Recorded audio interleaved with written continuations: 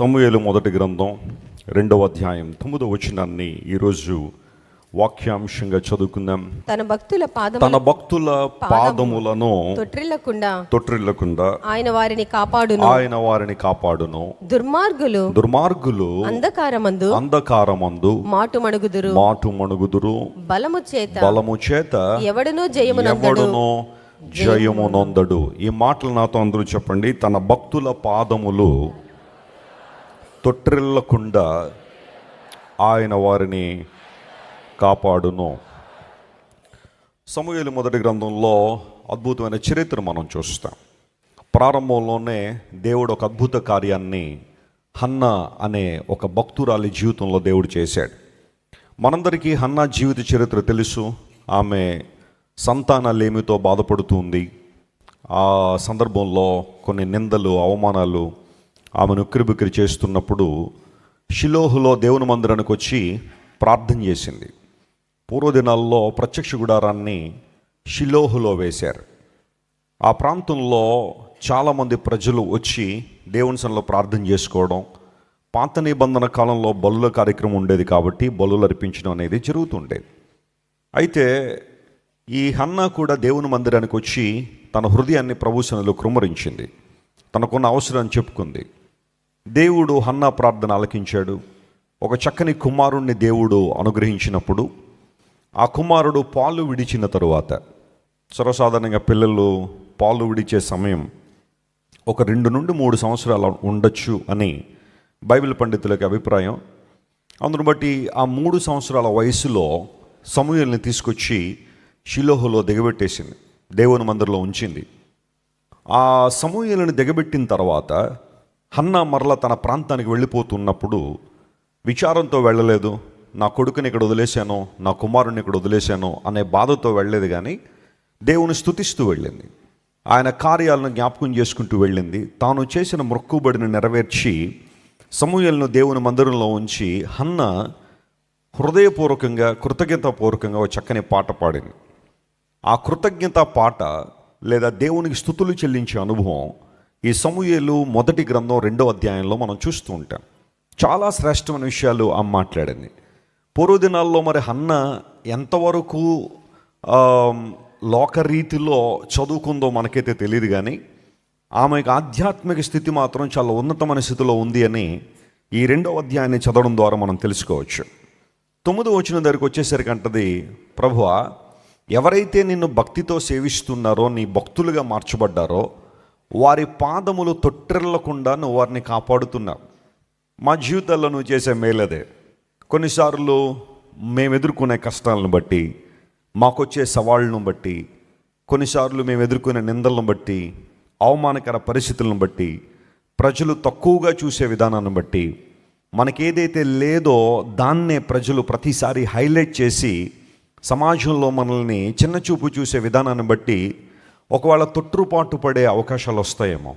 మాట జారే పరిస్థితులు కావచ్చు, ఆలోచనలు గాడి తప్పే పరిస్థితులు కావచ్చు, ఎవరి మీదో ప్రతీకారం తీర్చుకోవాలని ఆశ కావచ్చు, రెవెంజ్ అండ్ రిటాలియేషన్ ఇలాంటివన్నీ మనసులోకి వచ్చేస్తూ ఉండొచ్చు. కానీ నేను నిన్ను పట్టుకుని ఉన్నాను గనుక, నీ భక్తురాల్ని కాబట్టి నేను తొట్టిల్లపోకుండా నువ్వు నన్ను ఏం చేశావు? కాపాడావు. నా దృష్టిని నీ వైపు మాత్రమే ఉంచడానికి సహాయం చేశావు.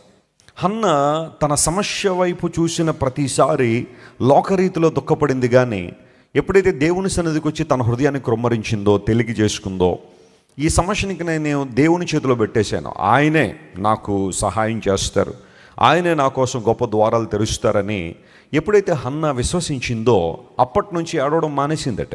ప్రభు వైపు చూసింది. దేవుడు తన కార్యాన్ని చేయడం ప్రారంభించాడు. ఆ సందర్భంలో హన్నా దేవుని స్తుతిస్తూ అంటుంది, ప్రభువా, నీ భక్తులైన వారు తొట్టిల్లపోకుండా నువ్వు కాపాడుతున్నావు గనుక నీకు స్తోత్రం అని ప్రభువును ఆరాధించింది. ప్రియులారా, పాదములు, భక్తుల పాదములు. ఈరోజు నేను ఆ విషయం మీద కొంచెం ఫోకస్ చేయాలని ఆశపడుతున్నాను.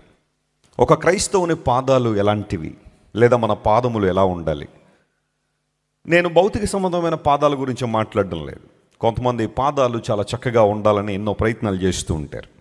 పాదాల్లో పగుళ్ళు ఉంటే అవి పోవాలని చెప్పి ఏవో క్రీములు వాడుతూ ఉంటారు. లేదా ప్రతిరోజు కూడా పాదాలను శుభ్రం చేసుకోవడం, వారి వల్ల కాకపోతే ఎక్కడికో చోటకు వెళ్ళి ఎంతో కొంత వారికి డబ్బులు ఇచ్చి ఆ పాదాలను శుభ్రం చేసుకుని చాలా చక్కగా పాద సౌందర్యాన్ని మెయింటైన్ చేసేవాళ్ళు చాలామంది ఉంటారు. But I'm not talking about physical feet. శారీరక సంబంధమైన పాదాల గురించి నేను మాట్లాడాల. అవి అందంగా ఉన్నా ఉండకపోయినా తర్వాత సంగతి. కానీ ఆధ్యాత్మికంగా మన పాదాలు ఎలా ఉండాలి? నీ భక్తుల పాదములు అనే మాట హన్నా వాడింది అంటే పరిశుద్ధ లేఖనాల్లో ఒక క్రైస్తవుని యొక్క పాదాలు, దేవుని బిడల యొక్క పాదాలు ఎలా ఉండాలో ఈరోజు నేను కొన్ని అంశాల లేఖనాల నుంచి నేను మాట్లాడి నా సందేశాన్ని ముగింపులో తీసుకొస్తాను. మొట్టమొదటిగా మన పాదములు బండ మీద నిలబడాలి అని బైబిల్ సెలవిస్తూ ఉంది. చెప్పండి, ఎక్కడ నిలబడే మన పాదాలు? బండ మీద నిలబడాలి. కీర్తన గ్రంథం 40వ కీర్తన 2వ వచనం మనం చదివితే బైబిల్లో ఆ మాట మనం చూస్తాం. చూడండి, Psalm 40:2. నాశనకరమైన గుంటలో నుండి, జిగటగల దొంగ ఊబిలో నుండి ఆయన నన్ను పైకెత్తెను. ఆయన నన్ను ఏం చేశాడు? ఆయన పైకెత్తెను. నా పాదములు బండ మీద నిలిపి నా అడుగులు స్థిరపరిచాను. నా అడుగులు దేవుడు ఏం చేశాడు? స్థిరపరిచాడు. 40వ కీర్తనను రచించింది ఎవరు అంటే దావీదు మహారాజు. దావీదు ఈ కీర్తన రాస్తూ అన్నాడు, ఒకప్పుడు నేను నాశనకరమైన గుంటలో, జిగటగల దొంగ ఊబిలో దిగిపోయాను. అయితే దేవుని దగ్గరికి వచ్చినప్పుడు నాకు కలిగిన ప్రయోజనం ఏంటంటే ఆయన గుంటలో నుండి, ఆ ఊబిలో నుండి నన్ను పైకెత్తడం మాత్రమే కాకుండా నా పాదములు తీసుకెళ్ళి ఎక్కడ నిలబెట్టాడు? ఆయన బండ మీద నిలబెట్టాడు. He set my feet on a rock. ఇంకెప్పుడు తొట్టిపోకుండా, ఇంకెప్పుడు కదిలిపోకుండా, ఇంకెప్పుడు మరలా ఊబిలో దిక్కుండా, నాశనకరమైన గుంటలో పడకుండా నా పాదములు తీసుకొచ్చి బండ మీద దేవుడు నిలబెట్టాడని ఒక చక్కని మాటను దైవజనుడు తెలియజేశాడు. ప్రియులారా, గమనించండి, కొన్నిసార్లు మానవ జీవితంలో గుంటల్లో పడిపోయే అవకాశాలు ఉంటాయి. జిగటగల దొంగ ఊబుల్లో దిగిపోయే అవకాశాలు ఉంటాయి. కృష్ణా జిల్లాలో ఒకసారి ఒక స్కూల్ యాజమాన్యం తమ స్కూల్లో ఉన్న పిల్లలందరినీ కూడా విహారయాత్రకు తీసుకువెళ్ళారు. ఆయా ప్రాంతాలు త్రిప్పి మళ్ళీ తీసుకురావాలని. ఎందుకంటే ప్రతిరోజు స్కూల్లో పాఠాలు చెప్పడం ద్వారా ఆ చిల్డ్రన్ అందరు కూడా ఫీల్ అవుతున్నారు, బోరింగ్ అవుతుంది. అందులో ఒకసారి అలా బయటికి తీసుకెళ్ళి ఆ ప్రాంతాలన్నీ కూడా చూపిస్తే వారికి జ్ఞానం పెరుగుద్దన్న ఆలోచనలో ఒక ఐటినరీ సిద్ధం చేసి ఆ బస్సుల్లో పిల్లల్ని ఎక్కించుకుని తీసుకెళ్లారు. ఏవో కొన్ని ప్రాంతాల్లో అటు ఇటు త్రిప్పిన తర్వాత ఇక సాయంకాలం అయిపోయేసరికి స్కూల్లో డ్రాప్ చేసేస్తే ఎవరికి వారు తల్లిదండ్రులు వచ్చి వారి పిల్లల్ని తీసుకుని వెళ్ళిపోవాలి. ఇంకా సాయంకాలం స్కూల్కి వెళ్ళిపోతున్న తరుణంలో బస్సులు అలా ప్రయాణం చేస్తున్నాయి కృష్ణా నది ఒడ్డున. పిల్లలందరూ అడిగారు, టీచర్ ఒకసారి ఆ కృష్ణా నదిలో దిగుతాము, కేవలం అలా కాళ్ళు తడుపుకొని వచ్చేస్తాం అంతే, మేము స్నానాలు కూడా చేయం, మాకు నీళ్ళల్లో దిగాలని ఆశ ఉంది, పంపించండి అని చెప్పి పిల్లలందరూ కూడా గోల్ చేశారు. వారి మాట కాదనలేక ఆ టీచర్స్ బస్సులు ఆపి పిల్లల్ని పంపించారు. కళ్ళకు అంత దూరంలో నది కనబడుతుంది. ఈ లోపల అక్కడక్కడ చిన్న చిన్న నీటి గుంటలు ఉన్నాయి. జాగ్రత్తగా వెళ్ళి వచ్చేసేయండి, కాళ్ళు తడుపుకొని వచ్చేసేయండి అని చెప్పి ఈ టీచర్లు పిల్లల్ని వదిలేశారు. నీళ్లు చూడగానే కొంతమందికి చాలా సరదా, వాటిల్లో ఆడుకోవాలని, కాసేపు ఆ నీళ్ళల్లో ఉండాలని సముద్రాలు దగ్గరికి సముద్ర స్నానాలు చేయడానికి వెళ్ళేవాళ్ళు ఉంటారు. కొన్ని బీచ్లు ఉంటాయి, డెసిగ్నేటెడ్ బీచెస్ ఉంటాయి, సేఫ్టీ ఉన్న బీచెస్ ఉంటాయి. అక్కడ పర్వాలేదు. కానీ కొంతమంది ఇంకా ఎగ్జైట్మెంట్ ఫీల్ అయ్యి అందరూ ఉన్న చోట కాదు, ఇంకొంచెం దూరంగా వెళ్ళి ఉండాలి అన్న ఆలోచనలో వారికి కొన్ని ఉద్దేశాలు ఏంటో మనకు తెలియదు. అలా వెళ్ళి సముద్రాల్లో నీళ్ళల్లో మునిగిపోయిన వారు చాలామంది ఉన్నారు. ఎందుకంటే ఆ అడుగు ఎలా ఉంటుందో వారికి తెలియదు. కొన్నిసార్లు సముద్రపు ఇసుక మనం అనుకున్నట్టుగా సమాంతరంగా ఉండదు, కానీ కొంచెం లోతుగా ఉంటుంది. ఒక అడుగు బాగానే ఉంటుంది, 2 అడుగు వేసేసరికి ఆ కాళ్ళు అందకపోయేసరికి చాలామంది చనిపోతూ ఉంటారు. ఈ పిల్లలు బస్సు దిగి పరిగెత్తిన వాళ్ళు పరిగెడతా ఉన్నారు. అలా పరిగెత్తిన వాళ్ళందరూ కూడా ఆ టీచర్ల కళ్ళ ముందే ఊబుల్లో దిగిపోయారు. ఆ పైకి బురదలా కనబడుతుంది, కానీ ఆ లోపలంతా కూడా ఊబులు ఉన్నాయి. ఆ పిల్లలు ఊబుల్లో దిగిపోయి ఇంకా వారి ముఖాలు కూడా కనబడతలేదు, తలలు కూడా మునిగిపోయినాయి. ఉన్న టీచర్స్, డ్రైవర్స్ కొంతమందిని బతికించాలని ప్రయత్నం చేశారు, కానీ వారి వల్ల కాలేదు. మన రాష్ట్ర చరిత్రలో, ప్రాముఖ్యంగా ఆంధ్ర రాష్ట్ర చరిత్రలో అనేక మంది కన్నీళ్లు పెట్టుకున్న సందర్భం ఏంటి అంటే, ఆ రోజు సుమారుగా 36 మంది చిన్నపిల్లలు ఆ ఊబుల్లో దిగి చనిపోయారు. ఆ శవాలు తీసిన తర్వాత తల్లిదండ్రులు గుండెలు బాదుకుని ఏడ్చారు. మా చిన్నపిల్లల మీద మాకు ఎన్నో ఆశలు ఉన్నాయండి, వీరి భవిష్యత్తు మీద ఎన్నో కలలు కన్నా, వీరు బాగా చదువుకుని ప్రయోజకులు ఉన్నతమైన స్థానం రావాలనుకున్నాం. కానీ ఈరోజు వారిని ఇలా మరణం కబళిస్తుందని మాకు తెలియదు. ఏడ్చారు. 36 మంది చిన్నపిల్లలు ఊబుల్లో దిగిపోయి తమ జీవితాలు పాడు చేసుకున్నారు. ఊబి అంటే అడుగు లేని గొయ్యి. నువ్వు ఎంతవరకు దిగుతావో అంతవరకు దిగడానికి అవకాశం ఉంటుంది. అలాంటి ఊబుల్లో చాలామంది దిగిపోయిన పరిస్థితి. శారీరకంగా ఊబుల్లో మనం దిగకపోయినా ఆధ్యాత్మికమైన ఊబుల్లో చాలామంది దిగిపోయారు. నాశనకరమైన గుంటల్లో పడిపోయిన వాళ్ళు ఉన్నారు. జగటగల దొంగ ఊబుల్లో దిగిపోయారు. పాపం కూడా అలాంటిదే.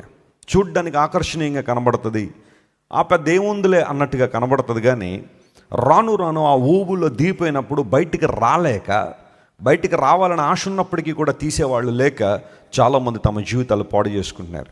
ఈరోజు నువ్వు ఏ గుంటల్లో పడిపోయావు ఒకసారి ఆలోచించేయాలి. తమకు తాము గుంటల్లో పడేవాళ్ళు కొంతమంది ఉంటారు, లేదా ఇతరుల చేత త్రోయబడిన వారు కొంతమంది ఉంటారు. యోసేపు జీవితాన్ని పరిశీలన చేస్తే యోసేపును గుంటలో పడేసింది ఎవరు? తన సొంత అన్నలే. అంతవరకు తనతో పెరిగిన వారే. అదే ఇంటిలో అందరితో పాటు తిరిగిన యోసేపును సొంత అన్నలే పట్టుకెళ్ళి గుంటలో పడేశారు. ఆ గుంటలో నుండి దేవుడు లేవనెత్తి యోసేపును తీసుకెళ్ళి ఉన్నతమైన స్థితిలో ఉంచారు. ఇతరుల ద్వారా గుంటల్లో పడవేయబడడం ఒక ఎత్తి అయితే, తమకు తాముగా గుంటల్లో పడేవాళ్ళు కొంతమంది ఉంటారు. మీరు ఇంటికి వెళ్ళిన తర్వాత సామెతల గ్రంథం 23వ అధ్యాయం 27వ వచనం చదివితే దానిలో మాట ఉంటుంది, వేశ్య లోతైన గొయ్యి, పరస్త్రీ ఇరుకైన గుంట అన్నాడు. వేశ్య లోతైన గొయ్యి, పరస్త్రీలు ఇరుకైన గుంటలు. కొంతమంది పరస్త్రీ వ్యామోహంలో ఉంటారు, లేదా వేశ్య గమనాల చుట్టూ తిరుగుతూ ఉంటారు. ఆ వేశ్యల దగ్గరికి పరిగెత్తి డబ్బులన్నీ ఖర్చు పెట్టి ఏదో ఆనందం పొందాలని, సంతోషం పొందాలని వెళ్తారు. కానీ వారికి తెలియదు అదో పెద్ద గొయ్యి అని. ఒక్కసారి దానిలో పడితే దానిలోంచి బయటికి రావడం చాలా కష్టం అని చాలామందికి తెలియదు. డబ్బులను వెచ్చించి శారీరకమైన సుఖం కొనుక్కోవాలని వేశ్యల చుట్టూ పరిగెట్టేవాళ్ళు. ఈ రోజున ఎయిడ్స్ అనే వ్యాధి అతి తీవ్రంగా వ్యాప్తి చెందడానికి కారణం ఈ భయంకరమైన పాప జీవితం, విచ్చలవిడి జీవితం. ఎవరి దగ్గరికో వెళ్ళడం, ఏదో రకమైన పాపం చేసి ఆ భయంకర వ్యాధిని అంటించుకుని ఇంటికి వచ్చిన తర్వాత అభోశుభం తెలియని తన భార్యకు అలాంటి పాపాలు అంటించడం. కొంతమంది తాము ఏమీ చేయకపోయినంటే వ్యాధుల బారిన పడ్డానికి కారణం తన భర్తో లేదా తన భార్యో ఎక్కడో తప్పుదారి పట్టడం ద్వారా కుటుంబాన్ని ఇబ్బందులు పెట్టేవాళ్ళు ఉన్నారు, పిల్లల్ని ఇబ్బంది పెట్టేవాళ్ళు ఉన్నారు. మన రాజమండ్రి సరౌండింగ్లో సుమారుగా 170 మంది చిన్నపిల్లలు ఎయిడ్స్ వ్యాధి బారిన పడిన వాళ్ళు ఉన్నారు. 170 మంది చిన్నపిల్లలు. వాళ్ళందరినీ ఒకసారి మనం పిలిచి వారికి సహాయం చేసాం. వారిని చూసిన ప్రతిసారి కళ్ళం నీళ్ళు వచ్చాయి. ఎందుకోసం ఒక్కొక్కరికి 16-17 సంవత్సరాలు ఉంటాయి, కానీ వారు చూడడానికి 10 సంవత్సరాల పిల్లల్లాగే ఉంటారు, లేదా 6 సంవత్సరాల పిల్లల్లాగే ఉంటారు. ఎదుగుదల లేదు వాళ్ళకి. ఎందుకంటే ఆ బాడీలో ఉన్న వైరస్ వారిని ఎదగనివ్వదు. ఏం చేశారు ఆ చిన్నపిల్లలు? వారికి ఎయిడ్స్ రావడానికి కారణం ఏంటి అంటే తల్లిదండ్రుల పాపం. తల్లిదండ్రులు వారు చేసిన పాపాన్ని ఇప్పుడు వాళ్ళు మోస్తున్నారు. ఆ భయంకర పరిస్థితి వారికి వచ్చింది. ఆ చిన్నపిల్లల భవిష్యత్తు అగమ్యగోచరం అయిపోయింది. జాగ్రత్త వినండి ప్రియులారా, వారిని ఎన్ని రకాలుగా ప్రభుత్వం ప్రోత్సహించినా లేదంటే స్వచ్ఛంద సంస్థలు ప్రోత్సహించినా ఆ రకమైన బాధ, ఒక గిల్ట్ వారిలో ఉంటూనే ఉంటుంది. ఆరోగ్యంతో పోరాడుతూనే ఉంటారు. ఇమ్యూనిటీ ఉండదు కాబట్టి ప్రతి చిన్న వ్యాధి కూడా వస్తే కొన్ని నెలల పాటు వారిని ఇబ్బంది పెడతా ఉంటుంది. యూజువల్గా మనలాంటి వారికి కోల్డ్ వచ్చిందనుకోండి, 3-4 డేస్లో అది సబ్సైడ్ అయిపోద్ది. కానీ ఆ వైరస్ ఉన్న వాళ్ళకి కోల్డ్ వచ్చినా, కాఫ్ వచ్చినా మినిమం 1 మంత్ లేదా 45 డేస్ దాంతో సఫర్ అవుతూనే ఉంటారు. ఎందుకంటే బాడీలో ఇమ్యూనిటీ ఉండదు కాబట్టి. కారణం ఏంటంటే మానవుడు చేస్తున్న పాపమే. ప్రభుత్వాలు ప్రతి ఏటా కొన్ని కోట్ల రూపాయలు ఖర్చు పెడతాయి. ఆ ఖర్చు పెట్టే విధానంలో వారు రకరకాల యాడ్స్ ఇస్తూ ఉంటారు, స్లోగన్స్ ఇస్తూ ఉంటారు, లేదా కొన్ని రకాలైన వాటిని ప్రమోట్ చేస్తుంటారు, లేదా వాటిని ఫ్రీగా కూడా ఇచ్చేస్తామని చెప్పి మార్కెటింగ్ చేస్తూ ఉంటారు. కానీ ప్రభుత్వాలు ఎంతవరకు చెప్పగలుగుతాయంటే మీకు అలాంటి వ్యాధి రాకుండా ఉండాలంటే ఆ ప్రత్యామ్నాయం చూడండి, లేదా వీటిని వాడండి అన్న వరకే చెప్పగలుగుతారు. కానీ పాపం చేయడం మానండి అనే విషయాన్ని చెప్పలేరు. వాటి జోలికి వెళ్ళకండి అని చెప్పలేరు. కొంతమంది అలాంటి భయంకర పరిస్థితులకు లోనైపోయి ఈ రోజుల్లో చాలా భయంకరమైన ఆలోచన విధానం మనుషులకి, భ్రష్టమైన మనసు వచ్చేసి భయంకరమైన ఆలోచనలు మనుషులు. చాలా జాగ్రత్త సుమ. ఒకసారి ఒక కాలేజ్ అమ్మాయి బ్లెస్సీ గారికి ఉత్తరం రాసింది.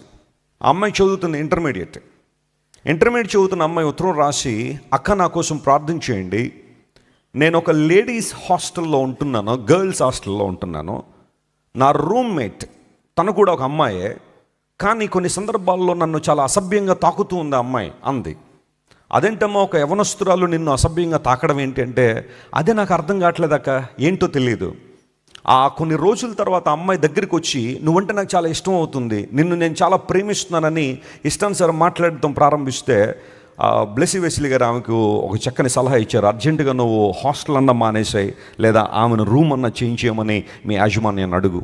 అంటే అర్థం ఏంటంటే, ఈ రోజుల్లో మనుషుల యొక్క ఆలోచన ఎలా మారిపోయిందంటే, ఇదివరకు ఒక అమ్మాయి ఒక అబ్బాయి అని అనుకునేవారు, కానీ ఈ రోజున పాపం ఎంతగా బౌండరీలు దాటేసిందంటే, ఇద్దరు అమ్మాయిల మధ్య ప్రేమ, ఇద్దరు అబ్బాయిల మధ్య ప్రేమ, గే కల్చర్, లెస్బియన్ కల్చర్ ప్రపంచంలో బాగా పెరిగిపోవడం ద్వారా మానవుడు ఎంత ఎక్స్ట్రీమ్గా వెళ్ళిపోతున్నాడో, తన కోరికలు తీర్చుకోవడానికి, శరీరాన్ని సంతృప్తిపరచడానికి మానవుడు ఎన్ని బౌండరీలు దాటేస్తున్నాడో ఆలోచించేయండి. ఇదివరకు ఇద్దరు పురుషులు చేతులు పట్టుకుని నడిస్తే, ఒక అన్నదమ్ములు ఎవరైనా రోడ్డు మీద నడుస్తుంటే పెద్ద ఆక్షేపణ ఉండేది, కానీ ఈ రోజున ఇద్దరు పురుషులు చేతులు పట్టుకుని నడుస్తుంటే అనుమానించాల్సిన పరిస్థితి వచ్చేసింది. కారణం ఏంటంటే, వారు ఎలాంటి వాళ్ళు, వారు ఏం చేస్తున్నారో అన్న ఆలోచన. ఎందుకు ఈ మాటలని చెబుతున్నానంటే, వేశ్య లోతైన గొయ్యి, పరస్త్రీ ఇరుకైన గుంట. ఓ ప్రాంతంలో ఒక ఆమె భర్తను కలిగి ఉంది, ఇద్దరు పిల్లలు ఉన్నారు. పిల్లలు ఒకడు 7వ తరగతి, మరొకడు 8వ తరగతి ఎంతో చదువుతున్నారు, చాలా చక్కని పిల్లలు. ఒక రోజున భర్త పిల్లలు ముగ్గురు కూడా ఇంటికి వచ్చారు, వారికి భోజనం పెడతా ఉంది. భోజనం పెట్టిన తర్వాత కూరలన్నీ వేసిన తర్వాత వారి ముగ్గురిని కూడా పెరుగన్నం తినమని బలవంతం చేస్తుంది. చిన్నపిల్లలిద్దరు కూడా, అమ్మ ఈరోజు పెరుగన్నం తినాలని లేదు అంటే, పర్లేదురా మీరు తినాల్సిందే, నేను చాలా కష్టపడి కలిపానని చెప్పి పెరుగన్నం పెట్టడానికి ప్రయత్నం చేసింది. భర్తకు కూడా పెరుగన్నం వడ్డించడానికి చాలా ప్రయత్నం చేస్తే అతను మాత్రం చాలా రిజిడ్గా ఉన్నాడు, నాకు వద్దు, ఈరోజు నాకు పెరుగన్నం వద్దు, నేను తినను అని చెప్పి భోజనాన్ని ముగించి వెళ్ళి పడుకున్నాడు. ఆ చిన్నపిల్లలిద్దరు కూడా పెరుగన్నం తిన్నారు, అమ్మ బలవంతం చేసింది కదా అని చెప్పి. వెళ్ళిన తర్వాత రాత్రి వారిద్దరికీ కూడా కడుపు నొప్పి రావడం, కళ్ళు తిరిగిపోవడం, కాసేపటికి ఆ ఇద్దరు పిల్లల ప్రాణాలు పోయాయి. ఏడ్చింది, అయ్యో నా కుమారులు చచ్చిపోయారు, నా పిల్లలు చచ్చిపోయారని దొంగ ఏడుపు ఏడ్చింది. హాస్పిటల్ తీసుకెళ్లారు. డాక్టర్లు వారిని పరిశీలన చేసిన తర్వాత ఆ భర్తకు చెప్పారు, అయ్యా నీ కుమారుల మీద విష ప్రయోగం జరిగింది, ఎవరో విషం పెట్టారు మీ పిల్లలకి. అదేంటి సార్, మా పిల్లలకి విషయం ఎవరు పెడతారండి, మాకు అంత శత్రువులు ఎవరు లేరండి, మేమేదో సాధారణంగా జీవిస్తున్నాం, మంచిగా బ్రతుకుతున్నాం, మా పిల్లలకి విషం పెట్టి చంపేసి అంత శత్రువులు ఎవరు లేరండి. లేదు బాబు, వారు ఇంతకుముందు తిన్న ఆహారంలో విషం ఉంది. అప్పుడు అర్థం చేసుకున్నారు, పోలీసు వారు వచ్చారు, ఆమెను పట్టుకున్నారు. ఏంటమ్మా పరిస్థితి ఏంటి చెప్పంటే, ఆమె చెప్పిన విషయం ఏంటో తెలుసా, తన భర్తను తన ఇద్దరు పిల్లల్ని ఒకేసారి చంపేయాలనే ప్లాన్ చేసి పెరుగన్నంలో విషం కలిపేసింది. సొంత తల్లి.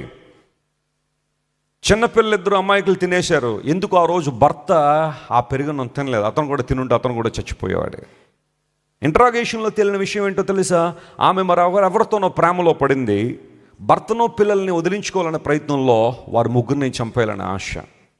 అంటే పాపం మనిషిని ప్రోగ్రెసివ్గా ఒక ప్రాంతం నుండి మరొక ప్రాంతానికి, మరొక దౌర్జన్యుని మరొక దౌర్జన్యాన్ని తీసుకుపోవడానికి ఇలాంటి ఉదాహరణలు ఎన్ని లేవంటారు. పరస్త్రీ ఇరుకైన గుంట, పరపురుషుడికి ఇరుకైన గుంట, ఆ గుంటల్లో పడిపోయి చాలామంది విలువలాడిపోతున్నారు, విచ్ఛిన్నం అయిపోతున్నాయి కుటుంబాలు, బలహీనమైన బంధాలు చాలామంది కలిగి ఉన్నారు. భార్యాభర్తలు ఆప్యాయంగా పలకరించుకుని ప్రేమతో మాట్లాడుకుని చాలా కాలం అవుతుందేమో. అయితే బైబిల్ సెలవిస్తూ ఉంది, దావీదు మహారాజు అన్నాడు, ప్రభువా నేను కూడా ఒకప్పుడు ఆ గుంటలో పడిపోయిన వాడిని. పాపం అనే గుంటలో అది ఏదైనా కావచ్చు, ఒక అబద్ధం కావచ్చు, లేదా ఒక దొంగతనం కావచ్చు, లేదా ఒక మోసం కావచ్చు, ఒక అన్యాయం కావచ్చు, ఇతరులను హీనపరచడం కావచ్చు, ఇతరుల గురించి ఎప్పుడూ తప్పుడుగా మాట్లాడడం కావచ్చు, గాసిప్స్ని ఏదో ఉద్యోగం ఇచ్చినట్టుగా తలకెత్తుకుని లోకమంతా మోసేయడం కావచ్చు, ఇతరుల గురించి తప్పుగా ఆలోచన చేయడం కావచ్చు, అబద్ధాలు కావచ్చు, ఇలాంటివన్నీ కూడా గుంటలతో సమానమే. వాటిల్లో పడిపోయిన మానవుణ్ణి ఎవరు పైకి లేవనెత్తగలరు, ఎవరు పైకి తీసుకురాగలరు?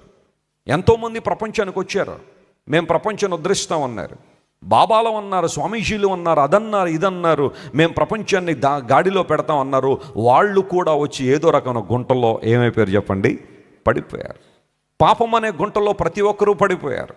అందును బట్టే ప్రతి ఉదయాన్నే లేచి ఆ పాపం నుండి విడుదల పొందాలని ఎంతోమంది ఎన్నో భక్తి కార్యక్రమాలు, ఎన్నో రకాలైన భయంకరమైన కార్యాలు చేయడానికి కారణం ఆ పాపం నుండి విడుదల పొందాలని. నేను ఈ మధ్య న్యూస్ చూస్తూ ఉంటే ఒక ఆయన ఒక పుణ్యక్షేత్రానికి తన గ్రామం నుండి పొర్లు దండాలు పెట్టుకుని వెళ్తున్నాడు. ఇంటి దగ్గరుండి బయలుదేరి ఒక పొర్లు దండం పెట్టడం, ఒక అడుగు వేయడం, మరలా పొర్లు దండం పెట్టడం, మరలా ఒక అడుగు వేయడం, లేదా ఒక సాష్టాంగ నమస్కారం చేయడం, ఒక అడుగు వేయడం.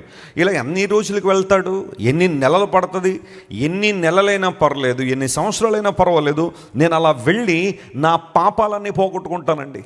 నేను ఇంత ప్రయాసపడుతుంటే రక్తమోడునట్టుగా నా దేహం ఆ రోడ్డు మీద నన్ను ఈడ్చుకుంటూ వెళ్తూ ఉంటే భగవంతుడు నన్ను చూసి, లేదా పరమాత్ముడు నన్ను చూసి, నా బిడ్డ నా కోసం ఇంత ప్రయాసపడుతున్నాడు కాబట్టి ఇతనికి స్వర్గలోకాన్ని ఇవ్వాల్సిందే అని ఆయన అనుకుంటాడండి. నా పుణ్యాన్ని నేను సంపాదించుకోవాలంటే ఇలాంటి పని నేను చేయాల్సిందే అని చెప్పి పొర్లు దండాలు పెట్టుకుని వెళ్ళేవాళ్ళు కొంతమంది ఉన్నారు.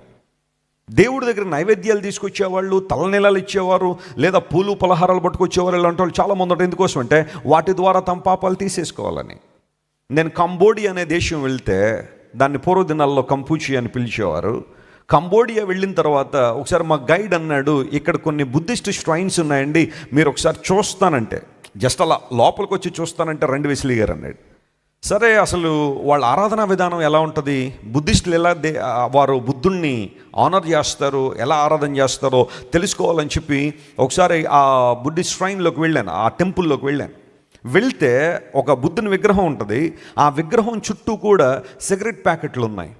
ఆ విగ్రహం చుట్టూ కూడా పెద్ద పెద్ద కాస్ట్లీ స్కాచ్ లేదా బీర్, బ్రాందీ, విస్కీలు ఇవన్నీ కూడా అక్కడ పెట్టి ఉంచారు.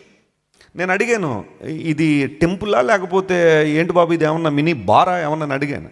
లేదండి వెస్లీ గారు, వాళ్ళందరికీ ఏంటంటే ఏది ఇవ్వాలి, నువ్వు దేవుడికి ఏమి ఇవ్వాలనుకుంటే అది ఇచ్చే పర్లా, నీకు ఇక్కడ రిస్ట్రిక్షన్లా, నువ్వు ఏమి ఇవ్వాలనుకుంటే అది ఇచ్చేయి. ఏమి ఇవ్వాలనుకుంటే అది ఇచ్చేయంటే దేవునికి బ్రాందీ బాటిల్ ఇస్తావా, లేదా విస్కీ బాటిల్ పట్టుకెళ్తావా? దేవుడు వాటిని స్వీకరిస్తాడా, వాటిని సేవిస్తాడా? లేదా సిగరెట్ ప్యాకెట్లు అక్కడ పెడతావా? ఏంటి మానవునికి అర్థమైంది ఏంటి? నీకు ఇష్టమైంది ఇవ్వాలి అంటే, లేదా దేవునికి ఇష్టమైంది ఇవ్వాలంటే brandy bottle, whisky bottle, cigarette ప్యాకెట్లా దేవునికి ఇవ్వడం? నిజదేవుడు వాటిని కోరుతున్నాడా? బైబిల్ సెలవిస్తూ ఉంది, నా కుమారుడా, నువ్వు నాకు ఏదైనా ఇవ్వాలి అనుకుంటే అది నీ హృదయమై ఉండాలి. హల్లెలూయా. నీ హృదయం నాకి, నీ మనస్సు నాకి. నీ హృదయాన్ని నా చేతిలో పెట్టగలిగితే, నా స్వాధీనంలో తీసుకురాగలిగితే, ఆ హృదయంలోంచి వచ్చే ఆలోచనలు, హృదయంలోంచి వచ్చే పాపాన్ని నేను నియంత్రిస్తాను. అది కదా నిజదేవుడు కోరుతుంది, అది కదా సత్యమైన దేవుడు మన నుండి ఆశిస్తుంది. నీ హృదయాన్ని దేవునికి ఇవ్వకుండా, నీ మనసును దేవునికి ఇవ్వకుండా ఎన్ని రకాలైన కానుకలు కానీ, ఎన్ని రకాలైన పదార్థాలుగా నువ్వు దేవుని దగ్గర తీసుకురావడం ద్వారా నువ్వు ఆయన్ని మెప్పించగలవు, ఆయన సంతోషపెట్టగలవు. ఆలోచించే. ప్రభు, ఒకప్పుడు నేను నాశనకరమైన గుంటలో దిగిపోయాను. దావీదు ఏ గుంటలో దిగిపోయాడో మనందరికీ తెలుసు. కానీ ఎప్పుడైతే దేవుని సన్నిధిలో పశ్చాత్తాపడ్డాడో, తిరిగి లేవనెత్తబడాలని కోరుకున్నాడో, ఇప్పుడు అంటున్నాడు, అలాంటి గుంటల్లో నుంచి, ఊబుల్లోంచి దేవుడు నన్ను పైకి లేపి నన్ను ఎక్కడ నిలబెట్టాడు? ఆయన ఒక బండ మీద నన్ను నిలబెట్టాడు. He set my feet on a rock. బండ అనే మాట హిబ్రూ భాషలో సెలా అనే పదం వాడబడింది. బ్లెస్సీ వెస్లీ గారి పేరు ఇప్పుడు ఆమె బ్లెస్సీ వెస్లీ అని అందరికీ తెలుసు, కానీ వాస్తవంగా ఆమె పేరు బ్లెస్సీ సెలా. సెలా అనే మాటకు 2-3 అర్థాలు ఉన్నాయి బైబిల్లో. ఒకటి రాక్ అని అర్థం, ఒక రాయి అని అర్థం. రెండవది pause and praise the Lord, ఆగి దేవుని స్తుతించండి. ఆ కారణాన్ని బట్టి కీర్తనల గ్రంథంలో కొన్ని చోట్ల సెలా అనే మాట మనం చూస్తాం. మూడో అర్థం ఏంటంటే ప్రైజ్ ద లార్డ్, దేవుని స్తుతించుట అని అర్థం. స్తుతికి కూడా సెలాహ్ అనే పదం హిబ్రూలో వాడారు. సో ఇక్కడ రాక్ అనే పదానికి హిబ్రూలో సెలా అనే పదం ఉంటుంది. అదే మనం గ్రీకులోకి వచ్చేసరికి, నూతన నిబంధనకు వచ్చేసరికి రాక్ అని అపోస్తలుడైన పౌలు కొరింథీ సంఘానికి రాశాడు ఒక సందర్భంలో. నేను ఆ నేపథ్యాన్ని కూడా పరిచయం చేస్తాను. అక్కడ రాక్ అనే చోట పెట్రా అనే పదం వాడారు. పెట్రో అనే పదం నుంచి పెట్రాస్లోంచి పెట్రోల్. ఈ రోజున మనం పెట్రోల్ వాడుతుంటాం కదా, స్కూటర్స్లో, బైక్స్లో పెట్రోల్ నింపుతూ ఉంటాము. ఆ పెట్రోల్ అనే మాట పెట్రాస్ అనే పదంలోంచి వచ్చింది. పెట్రా అనగా బండ. ఇప్పుడు నా అడుగులు తీసుకొచ్చి ప్రభువా నువ్వు బండ మీద నిలబెట్టావు. ఇక నేను తొట్టుపడకుండా, మరలా నేను గుంటలో పడకుండా, మరలా నేను గోతులో పడకుండా నీవు నన్ను కాపాడవు ప్రభువా. For that I'm thanking you lord. అందును బట్టి నేను స్తుతిస్తున్నాను. ఈరోజు ఇక్కడ కూర్చున్న మనందరం కూడా ఒకప్పుడు ఒక గోతులో దిగిపోయిన వారమే, ఒక ఊబిలో దిగిపోయిన వారమే. కానీ దేవుడు మనల్ని పైకి లేవనెత్తి ఆయన సంఘం అనే బండ మీద దేవుడు మనల్ని నిలబెట్టాడు. దేవుడు నామమున స్తోత్రం కలుగును గాక. క్రీస్తు అనే బండ మీద మనం నిలుచున్నాం కాబట్టే ఆయన మనస్ఫూర్తిగా ఆరాధించగలుగుతున్నాం. తండ్రి దేవా అని సంబోధించగలుగుతున్నాం. మన హృదయాలు తెరిచి ఆయన స్తుతించగలుగుతున్నాం. హృదయార్పణ దేవునికి ఇవ్వగలుగుతున్నాం. ఎందుకోసం అంటే దేవుడు మన పాదములు ఎక్కడ నిలబెట్టాడు? బండ మీద నిలబెట్టాడు. అపోస్తలుడైన పౌలు కొరింథీ సంఘానికి రాస్తూ మొదటి పత్రికలో 10వ అధ్యాయంలో 4వ వచనంలో ఒక మాట అంటాడు. ఏంటంటే, వారందరూ కూడా ఆత్మ సంబంధమైన ఒకే పానీయము త్రాగారు. ఏలయనగా తమ్మును వెంబడించిన, తమ్మును ఆ మాట అండర్లైన్ చేసుకోండి, తమ్మును వెంబడించిన ఆత్మ సంబంధమైన బండలోనిది త్రాగిరి. వారు ఏం చేశారు? త్రాగారు. ఆ బండ క్రీస్తే. చెప్పండి, ఆ బండ ఎవరు? యేసయ్య. చప్పట్లు కొట్టి దేవుని మహిమపరచును. హల్లెలూయా. బండ మీద అడుగులు స్థిరపరచబడ్డం అంటే అర్థం ఏంటంటే క్రీస్తు ప్రభువు మీద ఆనుకోవడం, ఆయన మీద నిలబడడం. వారందరూ కూడా ఒకే ఆత్మీయ పానీయాన్ని సేవించారు. They drank a spiritual drink from a spiritual rock, and that rock was Jesus. ఎంత అద్భుతమైన విషయాన్ని దైవజనులు తెలియజేశారంటే, ఒక మాట వినండి జాగ్రత్తగా. పౌలు గారిలో నాకు నచ్చిన అంశం ఏంటంటే, పాత నిబంధన గ్రంథంలో చాలా క్లిష్టమైన అంశాలు చాలా సులభంగా నూతన నిబంధనలో ఆయన వివరించారు. అందును బట్టే పాత నిబంధన గ్రంథం బాగా మనకు అర్థం అవ్వాలి అంటే పౌలు గారు రాసిన పత్రికలు బాగా చదవాలి. ఎందుకోసం అంటే అక్కడున్న చాలా మర్మాలు, చాలా మిస్టరీస్ పౌలు గారి ఉత్తరాల్లో రివీల్ అయిపోయినాయి, లేదా వాటిని ఆయన అన్వెయిల్ చేశాడు. వాటిని ఆలోచన చేస్తున్నాం. మీరు ఇంటికి వెళ్ళిన తర్వాత ఎక్సోడస్ చాప్టర్ 17 మీరు చదివిన, లేదా నంబర్స్ చాప్టర్ 20 మీరు చదివిన, సంఖ్యాకాండం 20వ అధ్యాయం, ఆ తర్వాత నిర్గమాకాండం 17వ అధ్యాయం మీరు చదివితే 2 సందర్భాల్లో బండ నుండి నీళ్ళు వచ్చాయి. ఇశ్రాయేలు ప్రజలు ప్రయాణంలో ఉన్నారు, వారు అరణ్య యాత్రలో ఉన్నారు. అరణ్య యాత్రలో నీళ్లు అంత ఈజీ కాదు దొరకడం. కారణం ఏంటంటే వారు ప్రయాణం చేస్తున్న అరణ్యం ఇప్పుడు మనలాంటి ఏజెన్సీ ఏరియాలు ఉన్నాయి. ఇప్పుడు రాజమండ్రి నుండి బయలుదేరి ఒక 30 కిలోమీటర్లు మనం ప్రయాణం చేస్తే ఏజెన్సీలోకి ఎంటర్ అయిపోతాం. ఫోక్స్పేట అని ఉంటుంది ఇక్కడ, రంపచోడవరానికి ముందు ఫోక్స్పేట, అక్కడ నుంచి ఏజెన్సీ ఏరియా స్టార్ట్ అయిపోతుంది. మన దృష్టిలో అరణ్యం వేరు. గుబురుగా చెట్లు, కొండలు, లోయలు, సెలయేర్లు, సరస్సులు ఇవన్నీ మనకు కనబడుతున్న ఈ అరణ్యం. కొంతమంది ఆహ్లాదంగా ఉండడానికి మారేడుమిల్లి, ఆ తర్వాత ఆ సీతపల్లెని, ఇప్పుడు ఏదో ఇంకో ప్లేస్ బాగా వినపడుతుంది గుడిసే అని, ఆ తర్వాత అక్కడికి ఇక్కడికని చాలామంది అలా వెళ్ళి విహారయాత్రకు వెళ్ళొస్తూ ఉంటారు. అక్కడ సెలయేరులు ఉంటాయి, కాసేపు అక్కడ కూర్చుంటారు. సెలయేరు ఉంది కదా అని చెప్పి ఆ నీళ్లు త్రాక్కండి. ఆ నీళ్లు చాలా కొన్నిసార్లు ఇబ్బంది కలుగు చేస్తాయి. మలేరియా ఇలాంటివి రావడానికి కారణాలు అవే. నేను నీళ్ళు తాగనండి, కాసేపు దానిలో దొల్లుతానన్నా త్రాగడం వల్ల మాత్రమే కాదు, వైరస్ లోపలికి వచ్చేది. నీ బాడీకి తగిలే ఏ వాటర్ అయినా సరిగా లేకపోతే ఇబ్బందికర పరిస్థితులు వస్తాయి. మేక్ ష్యూర్ అలాంటి విషయాల్లో కొంచెం జాగ్రత్తగా ఉండండి. అయితే మన దృష్టిలో అరణ్యం వేరు, కానీ ఇశ్రాయేలు నడిచిన అరణ్యం వేరు. రాతి కొండల మధ్యలో ఎడారి మార్గంలో వారి ప్రయాణం. నీళ్లు కావాలంటే చిన్న విషయం కాదు. అయితే వర్షం కురవాలా, లేదంటే దేవుడు ఏదైనా ఒక అద్భుతాన్ని చేసి వారికి నీటినివ్వాలి. ఒకళ్ళ ఇద్దరంటే సుమారుగా కాల్బలమే 6 లక్షల మంది ఉన్నారు. భార్యలు పిల్లల్ని లెక్క పెడితే సుమారుగా ఒక 20 లక్షల మందికి నీళ్లు కావాలి అంటే ఎంత ప్రయత్నం చేయాలి? మన రాజమండ్రి జనాభా 8 లక్షలు. ఈరోజు రాజమండ్రిలో 8 లక్షల మందికి నీళ్లు ఇవ్వాలంటే మన కార్పొరేషన్ వారు ఎంత ప్రయత్నం చేస్తున్నారో ఆలోచించేయండి.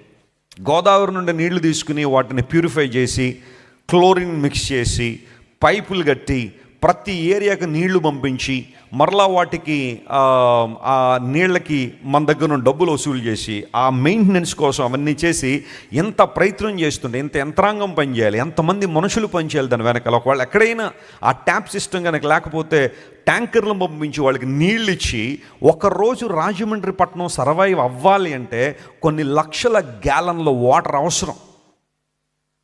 8 లక్షల మంది, ఇంత టెక్నాలజీ డెవలప్ అయిన తర్వాత, ఒక గొప్ప నది మన ప్రక్కన ఉన్న తర్వాత కూడా ఇంత పని జరగాలి. ప్రతిరోజు మనందరికి నీళ్లు రావాలి అంటే can you imagine 20 lakh people, 2 million people, they needed water in a wilderness, in a desert. ఆ సందర్భంలో దేవుడు అన్నాడు, మోషే బండను కొట్టు అన్నాడు. ఎక్సోడస్ చాప్టర్ 17లో కొట్టగానే దానిలో ఏమొచ్చాయి? నీళ్ళు వస్తూనే ఉన్నాయి. ఎంత బండ? బహుశా చూడడానికి చిన్నగానే ఉండొచ్చేమో, కానీ a continuous flow of water from the rock. God did a miracle. దేవుడు తన ప్రజల యొక్క దాహాన్ని తీర్చాడు, తన యొక్క ఔన్నత్యాన్ని మహింపరిచాడు. అండ్ నంబర్స్ చాప్టర్ 20లో మనం చదివితే ఈసారి మోషేతో అన్నాడు, మోషే ఆల్రెడీ ఒకసారి బండను కొట్టావు కాబట్టి నువ్వు కొట్టాల్సిన అవసరం లేదు, జస్ట్ మాట్లాడు, ఆ బండతో మాట్లాడు, నీళ్ళు వస్తుంది అంటే మోషే అక్కడున్న ప్రజలందరి మీద ఏదో చిన్న అసహనం ఉంది, దాన్ని పట్టుకొచ్చి దేవుని మీద చూపించాడు. బండతో మాట్లాడని దేవుడు చెబితే మోషే ఏం చేశాడు చెప్పండి? బండను కొట్టాడు. కొట్టన్నాడు, నేను మీ అందరికీ నీళ్ళు ఇస్తానన్నాడు. Moses, are you talking sensibly? నువ్వు నిజంగా మంచి విషయాన్ని మాట్లాడుతావు, నువ్వు ఇవ్వడం ఏంటి నీళ్లు? ఎవరిస్తారా నీళ్లు? దేవుడు కదా ఇస్తుంది. కొన్నిసార్లు మనలో ఒకలాంటి గర్వం, అహంభావం, నేను ఇచ్చేస్తున్నానండి, నేను చేసేస్తున్నానండి, నేను కాబట్టే నా ఫ్యామిలీని నిలబెట్టేశాను, నేనే ఈ సంఘాన్ని నిలబెట్టేశాను, నేనే ఈ రాజమండ్రి అంతా నిలబెట్టేశాను అన్నట్టుగా కొన్నిసార్లు నేను ఇస్తున్నా, నేను చేస్తున్నా, నేను కాబట్టే అన్న గర్వం మనలోకి వచ్చేస్తుంది. బహుశా మోషేలో కూడా అదే వచ్చింది, నేను మీకు నీళ్ళు ఇస్తాను. Moses, please know that you are not giving water, it is the Lord who gives water. గొప్ప భక్తుడే, భూమి మీద మిక్కిలి సాత్వికుడే, దేవుని చేత అద్భుతమైన ప్రశంసలు అందుకున్న దైవజనుడే. మోషేను చూచి దేవుడు అన్నాడు, నేను ముఖాముఖిగా మాట్లాడతాను మోషేతో. ఆ ప్రివిలేజ్ అతనికే ఇచ్చాను. అంత గొప్ప భక్తుడే. కానీ ఒక పాయింట్ ఆఫ్ టైంలో he became angry on his people. ఆయన తన ప్రజల మీద కోపం వచ్చింది. వెంటనే ఆ రాతిని కొట్టగానే దేవుడు అన్నాడు, మోషే, నేను చేయాలనుకున్న పని అయితే నేను చేస్తాను, ప్రజలకు వాటర్ ఇస్తానన్న కాబట్టి ఇస్తాను, but I would like to correct you Moses. నిన్ను నేను సరి చేయాల్సిందే. ఏంటి ప్రభువా, ఏమి సరి చేస్తావు? ఏం లేదు మోషే, నువ్వు కనాన్ దేశంలోకి రావు, నువ్వు దాన్ని చూస్తావు కానీ కనాన్ దేశంలోకి రావు. ప్రభువా, ఈ చిన్న పొరపాటుకి, ఈ చిన్న తప్పిదానికి అంత పెద్ద శిక్ష ఎందుకు నాయన? లేదు మోషే, ఏమనుకోవద్దు, నువ్వు కనాన్ దేశానికి రావు. బ్రతిమిలాడాడు మోషే, ప్రభువా ఒక్కసారి నేను ఒక్కడనే వెళ్తాను, ఎవరిని సహాయం కూడా తీసుకెళ్ళను, ఒక్కసారి వెళ్ళి అడుగు పెట్టొచ్చేస్తా అన్నా కానీ దేవుడు ఏమన్నాడు తెలుసా? I'm sorry Moses. నా దేవుడు బండ నుండి నీళ్ళైతే ఇచ్చాడు ప్రజలకి, వాళ్ళ దాహాన్ని తీర్చాడు. ఇప్పుడు పౌలు మహాశయుడు ఈ సందర్భాలను ఉదాహరిస్తూ అన్నాడు, వారు ఆత్మ సంబంధమైన పానము సేవించారు, ఆత్మ సంబంధమైన బండలోనిది సేవించారు. Paul identifies Christ as the rock here. ఆ బండ ఎవరో కాదు, ఆ బండ క్రీస్తే అన్నాడు. అందును బట్టి మనం నేర్చుకోవాల్సిన పాఠం ఏంటి అంటే, ఈ బండ ఎలాంటి బండ అంటే మన దాహాన్ని తీర్చే బండ. హల్లెలూయా. యేసు ప్రభు ఎవరు అంటే మన ఆత్మీయ దాహాన్ని తీర్చేవాడు ఆయన. నువ్వు దైవాన్వేషణలో ఉన్నావా? ఇంకా సత్యాన్వేషణలో ఉన్నావా? దేవుడు ఎవరో తెలుసుకోవాలని ఆశ నీలో ఉందా? నిన్ను కలుగు చేసిన వాడు, నీకోసం ప్రాణం పెట్టినవాడు, మరణాన్ని జయించి తిరిగి లేచినవాడు, మతాలకు అతీతంగా, కులాలకు అతీతంగా మానవుని యొక్క మనస్సులో ఉన్న అన్వేషణకు ముగింపు ఎవరు అంటే ప్రభు అని యేసుక్రీస్తు వారే. ఆయన అన్నాడు, నేను నిచ్చే నీళ్లు త్రాగువాడు మరెన్నడు ఏమవడో దప్పిగొనడని సమరయ స్త్రీతో దేవుడు మాట్లాడాడు.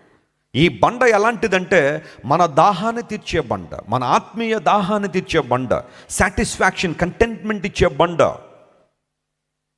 అరణ్యంలో నడుస్తున్న ప్రజలు నీళ్లు లేక విసిగి వేసారిపోతున్న సమయంలో వారి దాహాన్ని తీర్చిన బండ యేసయ్య. ఆయన ఉంటే మన దాహం తీరినట్టే. హల్లెలూయా. అందును బట్టే కీర్తనకారుడు అన్నాడు, ప్రభువా నీ ముఖ దర్శనములో నా ప్రతి ఆశను నేనేం చేస్తున్నానో తీర్చుకున్నాను. చాలా ఆశలు ఉన్నాయి, చాలా కోరికలు ఉన్నాయి, కానీ అవన్నీ నీ ముఖ దర్శనంలో ఇన్ ఏ లెజిటిమేట్ వే, ఒక సరైన పద్ధతిలో నా ఆశను తీర్చుకుంటున్నాను, నీ ముఖాన్ని చూడడం ద్వారా, నీ ముఖ దర్శనం చేయడం ద్వారా. ఈ బండ నీ దాహాన్ని తీర్చే బండ. అదే పౌలు గారు రాసిన మాటలో మరొక మాట ఉంది, తమ్మును వెంబడించిన బండ అన్నాడు. స్తోత్రం చెప్పండి. హల్లెలూయా. యేసయ్య మనల్ని ఏం చేస్తారంట? ఆయన వదలకుండా వెంబడిస్తున్నాడు ఆయన. చప్పట్లు కొట్టి వేసానని మహిమపరచండి. హల్లెలూయా.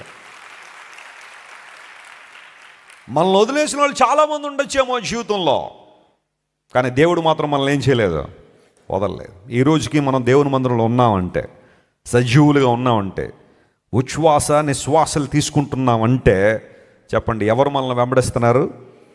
మన దౌర్భాగ్య స్థితిని బట్టి దేవుడు ఎన్నోసార్లు మన చేతులు వదిలిపెట్టేయాలి, ఎన్నోసార్లు మన చేతిని విడిచిపెట్టేయాలి దేవుడు. కానీ విడిచిపెట్టకుండా మనల్ని వెంబడిస్తున్నాడంటే అది ఖచ్చితంగా ఆయన ప్రేమే. హల్లెలూయా.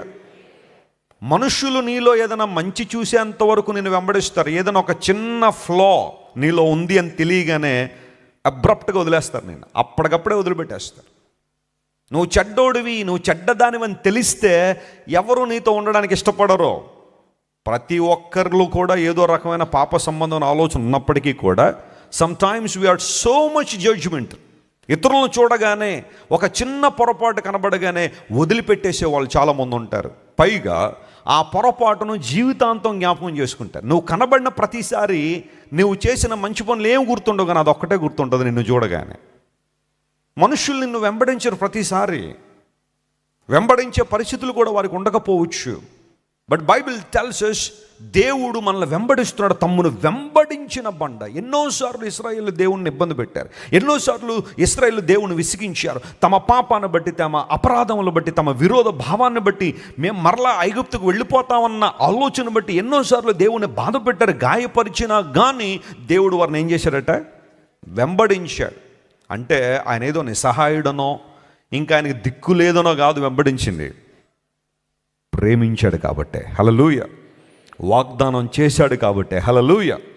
కనాను దేశంలో నడిపిస్తానని ప్రామిస్ చేశాడు కాబట్టే దేవుడు వారిని వెంబడించి వారి అవసరాలు తీర్చాడు. ఈ బండ it gives sustenance to you even in a negative situation. అరణ్యంలో కూడా నీళ్లునిచ్చిన బండ అంటే జీవాహారాన్ని, జీవజలాన్ని మనకి ప్రతికూల వాతావరణంలో కూడా ఇచ్చే దేవుడు ప్రభువుని Yesayya. Not only he is the source of life, he is our sustenance. మనల్ని పోషించే దేవుడు ఆయన. ఈ బండ యేసుక్రీస్తు. ఇప్పుడు ప్రశ్న అడుగుతున్నాను, నువ్వు గుంటలో ఉండిపోతావా లేదా బండ మీద నిలబడతావా? ఈరోజు నిర్ణయం తీసుకో. గుంటలో జీవించే జీవితం కావాలా లేదా బండ మీద నిలబడే జీవితం నీకు కావాలా? బండ మీద నిలబడిన పాదాలు స్థిరమైన పాదాలు, అవి దేవునికి మహిమను తెచ్చే పాదాలు. అలాంటి అనుభవంలోకి వద్దామా? తన భక్తుల పాదములు తొట్టిల్లవు, ఎందుకంటే ఆ పాదములు ఎక్కడున్నాయి? బండ మీద ఉన్నాయి. హల్లెలూయా. రెండవ అంశం దగ్గరికి వద్దాం. చూడండి, డ్యూటెరానమీ చాప్టర్ 33:24. ద్వితీయోపదేశ కాండము 33వ అధ్యాయము 24వ వచనం మనం చదివితే దానిలో చక్కని మాటను మనం చూస్తున్నాం. చూడండి, ఆషేరును గూర్చి ఇట్లా నేను ద్వితీయోపదేశ కాండం 33:24 చదువుతున్నారు. ఆషేరును గూర్చి ఇట్లా నేను ఆషేరు తన సహోదరుల కంటే ఎక్కువగా ఆశీర్వదింపబడును. ఎక్కువగా ఏం చేశాడట? ఆశీర్వదించబడ్డాడు. అతను తన సహోదరుల కంటే కటాక్షం పొందాడు. తన పాదములను, చెప్పండి, తన పాదములను తైలముతో ముంచుకొనును. ఎక్కడ ముంచుకున్నాడట? తైలములో అని ఉంది అక్కడ. తైలములో ముంచుకొనును. పాదాలు ఎక్కడ ముంచారట? ఆషేరు. చెప్పండి, యాకోబు గారికి ఎంతమంది పిల్లలు ఉన్నారు? ఆ వెనకాల ఉన్న వాళ్ళు చెప్పండి. అదేటండి వెస్లీ గారు క్వశ్చన్లు అడుగుతుంటే ఇంక మీరు రావండి అనుకుంటున్నారా? వెరీ సింపుల్ క్వశ్చన్ కదా. బైబిల్లో ఎంతమంది పిల్లలు? 12. అంటే మగపిల్లలు 12 మంది. ఒక అమ్మాయి కూడా ఉంది కదా. ఆ అమ్మాయి పేరేంటి? దీనా. DINAH, దీనా. మొత్తం 13 మంది. అయితే గోత్రకర్తలు 12. ఇప్పుడు లేయాకి యాకోబుకి వివాహం అయిన తర్వాత పిల్లలు జన్మించారు. ఆ తర్వాత రాహేలుతో వివాహం అయిన తర్వాత 2 పిల్లలు జన్మించారు. వాళ్ళెవరు? యోసేపు మరియు బెన్యామీన్. అయితే ఈ లోపల లేయా యొక్క దాసి, ఆ తర్వాత రాహేల్ యొక్క దాసి, వాళ్ళ ద్వారా కూడా కొంతమంది పిల్లలు కలిగారు. లేయాకి ఒక దాసి ఉంది. ఆమె పేరు ఎవరైనా చెప్పగలరా? Very nice. స్త్రీలు చాలా ఫాస్ట్గా ఉన్నారు. మీకు బహుమానాలు ఇచ్చే సమయం వచ్చింది. జిల్పా అనబడే ఆమె లేయ యొక్క దాసి కదా. ఆమెకి ఎంతమంది పిల్లలు పుట్టారు? 4 2 కరెక్ట్గా చెప్పాలా? 2. ఎవరు చెప్పండి, వాళ్ళ పేర్లు ఏంటి చెప్పండి. జిల్పా ద్వారా పుట్టిన పిల్లలు ఎవరు? ఎవరో చెప్తున్నారు? Very good. గాదు, ఆషేర్. సో లేయా యొక్క దాసి ద్వారా పుట్టిన పిల్లలు గాదు మరియు ఆషేర్. సరే, ఇవన్నీ తర్వాత ఎప్పుడైనా అవకాశం ఉంటే ధ్యానం చేయొచ్చు. గోత్రకర్తలు, వారి జీవితాలు, దేవుడు ఆ తర్వాత వారిని ఎలా ఎలా స్థిరపరిచాడు, కొంతమంది ఎలా ఇబ్బందులు పడ్డారు, ఇవన్నీ ఎప్పుడైనా బైబిల్ స్టడీల్లో మనం చెప్పుకోవచ్చు. నాకు చాలా ఇష్టం బైబిల్ స్టడీ చేయడం అంటే. ఇవన్నీ లోతైన విషయాలు ధ్యానం చేయడం అంటే చాలా ఇష్టం. కొన్నిసార్లు బైబిల్ పట్టుకున్నానంటే ఒక 4-5 గంటలలా పట్టుకునే ఉంటా, చదువుతూనే ఉంటా బైబిల్ని. ఆషేరు అనే మాటకు బ్లెస్సెడ్ అని అర్థం, ఆశీర్వదించబడిన వాడని. ఇంకో మీనింగ్ ఏంటంటే సంతోషించువాడని కూడా అర్థం. చెప్పండి, ఆషేరు అనే మాటకు అర్థం ఏంటి? సంతోషించువాడు లేదా ఆశీర్వదించబడిన వాడని అర్థం. ఇప్పుడు ఆషేరు గురించి మోషే అద్భుతమైన ప్రవచనాలు పలుకుతున్నాడు. And I can tell those things were prophecies coming from the mouth of Moses. ఆయన ఏమన్నాడంటే ఆషేరు తన పాదములను ఎక్కడ ముంచుకుంటాడట? తైలములో ముంచుకుంటాడు. ఏంటి దాని అర్థం అని ఆలోచన చేస్తే చాలా జాగ్రత్తగా ఉండండి. లిటరల్ మీనింగ్ ఒకటి చెప్తాను, స్పిరిచువల్ మీనింగ్ ఒకటి చెప్తాను. మోషే గతించిపోయిన తర్వాత యెహోషువ వచ్చాడు. యెహోషువ వచ్చిన తర్వాత కనాను దేశాన్ని స్వాధీనపరుచుకున్నారు దేవుని ప్రజలు. కనాను దేశం స్వాధీనపరుచుకున్న తర్వాత ఆ ల్యాండ్ని విభజించాడు. ఒక్కొక్క గోత్రానికి ఒక్కొక్క ప్రాంతం ఇచ్చాడు. వాటికి సరిహద్దులు కూడా యెహోషువ నియమించాడు. ఇదిగో నాయన రూబెన్, నీ ప్లేసు ఇక్కడి నుంచి అక్కడ వరకు. సిమియోన్, నీ ప్లేసు ఇక్కడి నుంచి అక్కడ వరకు. యూదా, నీ ప్రాంతం ఇక్కడి నుంచి ఇక్కడికి. లేవీలకి దేవుడు ఏమివ్వలేదు? స్వాస్థ్యం ఇవ్వాల. ఎందుకోసం అంటే దేవుడే వారి స్వాస్థ్యంగా ఉన్నాడు. అలా అని చెప్పి వారికి ఏమీ ఇవ్వలేదని కాదు. దేవుడు లేవీలకి ఇవ్వాల్సిన సస్టెనెన్స్ దేవుడు ఆ తర్వాత వారికి నియమించాడు. దేవుడు ఎవరికి అన్యాయం చేయలేదు. ప్రైజ్ ది లార్డ్, హల్లెలూయా. దేవుడు కొన్ని వద్దు అన్నాడంటే దాని వెనకాల ఏవో పెద్దవి నీకు ఇస్తాడని అర్థం. లేవీలకి అలాంటి ప్రొవిజన్ దేవుడు ఇచ్చాడు. అయితే ఆ తర్వాత ఒక్కొక్క గోత్రానికి ఒక్కొక్క ప్రాంతం ఇచ్చిన తర్వాత యెహోషువ సరిహద్దులు నియమించి చీట్లు వేసి వారందరికీ ల్యాండ్ డిస్ట్రిబ్యూట్ చేసిన తర్వాత ఆషేరుకు కూడా ఒక ప్రాంతం వచ్చింది. ఆషేరుకు కూడా ఒక స్వాస్థ్యం ఇవ్వబడింది. ఆ తర్వాత కాలంలో ఈ బైబిల్ పండితులందరూ ఏం చేశారంటే ఇశ్రాయేలు ప్రజలకు ఇవ్వబడిన ఆ ప్రాంతాలన్నీ కూడా, విభజించబడిన ప్రాంతం అంతా కూడా ఒక మ్యాప్ తయారు చేశాడు. రూబేనీయులు లేదా గాదీయులు, ఆషేరీయులు వీళ్ళందరికీ ఇవ్వబడిన ఆ ప్రాంతం అంతా మ్యాప్స్ తయారు చేస్తే ఇన్క్రెడిబుల్ థింగ్ ఏంటి అంటే, ఒక మాటలో చెప్పాలంటే సర్ప్రైజింగ్ థింగ్ ఏంటంటే ఆషేరుకు ఇవ్వబడిన ఆ స్వాస్థ్యపు ఆకారం ఒక మనిషి పాదపు ఆకారంలో వచ్చిందట. దేవుని నామమున స్తోత్రం కలుగునుగాక. ఏ ఆకారంలో వచ్చింది? ఒక మనిషి పాదం ఎలా అయితే ఉంటుందో ఆ మ్యాప్ వేస్తే ఆ ఆకారం ఉంది. ఇప్పుడు మన భారతదేశం మ్యాప్కి ఒక స్ట్రక్చర్ ఉందా లేదా, ఒక షేప్ ఉందా లేదా? చక్కగా పైన తల 2 చేతులు ఇలా చాపినట్టు, కిందలా కాళ్ళు ఉన్నట్టుగా మన భారతదేశానికి ఒక ఆకారం ఉంది. మన ఆంధ్రప్రదేశ్ కూడా పూర్వదినాల్లో, అంటే కొన్ని సంవత్సరాల క్రితం మన తెలుగు రాష్ట్రాలు విడిపోక మునుపు మన ఆంధ్రప్రదేశ్ కూడా ఒక షేప్ ఉండేది. విడిపోయిన తర్వాత మరలా ఇంకో షేప్ వచ్చింది. అలాగే ఆషేరు ప్రాంతాన్నంతా కూడా జాగ్రత్తగా ఒక మాటలో చెప్పాలంటే ఓవర్ యూత్ కనుక తీస్తే అతని యొక్క ఆ ప్లేస్ అంతా కూడా ఒక పాదములో ఉన్నట్టుగా వచ్చిందట. ఇంకొక శ్రేష్టమైన విషయం మీకు చెప్తాను. ఒక శాస్త్రవేత్త బైబిల్ చదువుతూ ఉన్నాడు. చదువుతూ ఆషేరు దగ్గరికి వచ్చిన తర్వాత ఆషేరు తన పాదములను తైలములో ముంచుకొనును అని బైబిల్లో రాసుంది కదా. దీని అర్థం ఏమై ఉంటుంది? స్పిరిచువల్ మీనింగ్ ఓకే, దాన్ని మనం ఎలాగ డీల్ చేస్తాం. కానీ అతడు బైబిల్ని ఒక విభిన్నమైన కోణంలో ఆలోచించడం మొదలుపెట్టాడు. ఆషేరీలకి ఇవ్వబడిన ఆ ప్రాంతాన్నంతా కూడా ఒక్కసారి మ్యాప్ తీసుకుని లేదా ఆ షేప్ అంతా తీసుకుని అతడు ఆ ప్రాంతం మీద భౌతికంగా పరిశీలన చేయడం ప్రారంభిస్తే 2 చిత్రమైన విషయాలు అతను కనుగొన్నాడు. ఒకటేనంటే తక్కిన ప్రాంతాల్లో ఇశ్రాయేలు దేశంలో మిగతా గోత్రాల్లో పండే ఆలివ్స్ కన్నా ఒలీవ చెట్లు ఆషేరు గోత్రపు ప్రాంతంలో ఎక్కువగా పండడం ద్వారా ఈ ప్రాంతం నుండే ఆలివ్ ఆయిల్ ఎక్కువగా ప్రొడ్యూస్ అవుతుందట. దేవుని నామమున స్తోత్రం కలుగును గాక. That's a blessing that God has given to that tribe. ఆ ప్రాంతంలోనే ఎక్కువ ఒలివ చెట్లు ఉండడం ద్వారా ఎక్కువ శాతం ఆయిల్ అక్కడ నుండే వస్తుందని ఆ శాస్త్రవేత్త గుర్తించాడు అండ్ దేవుని స్తుతించాడు.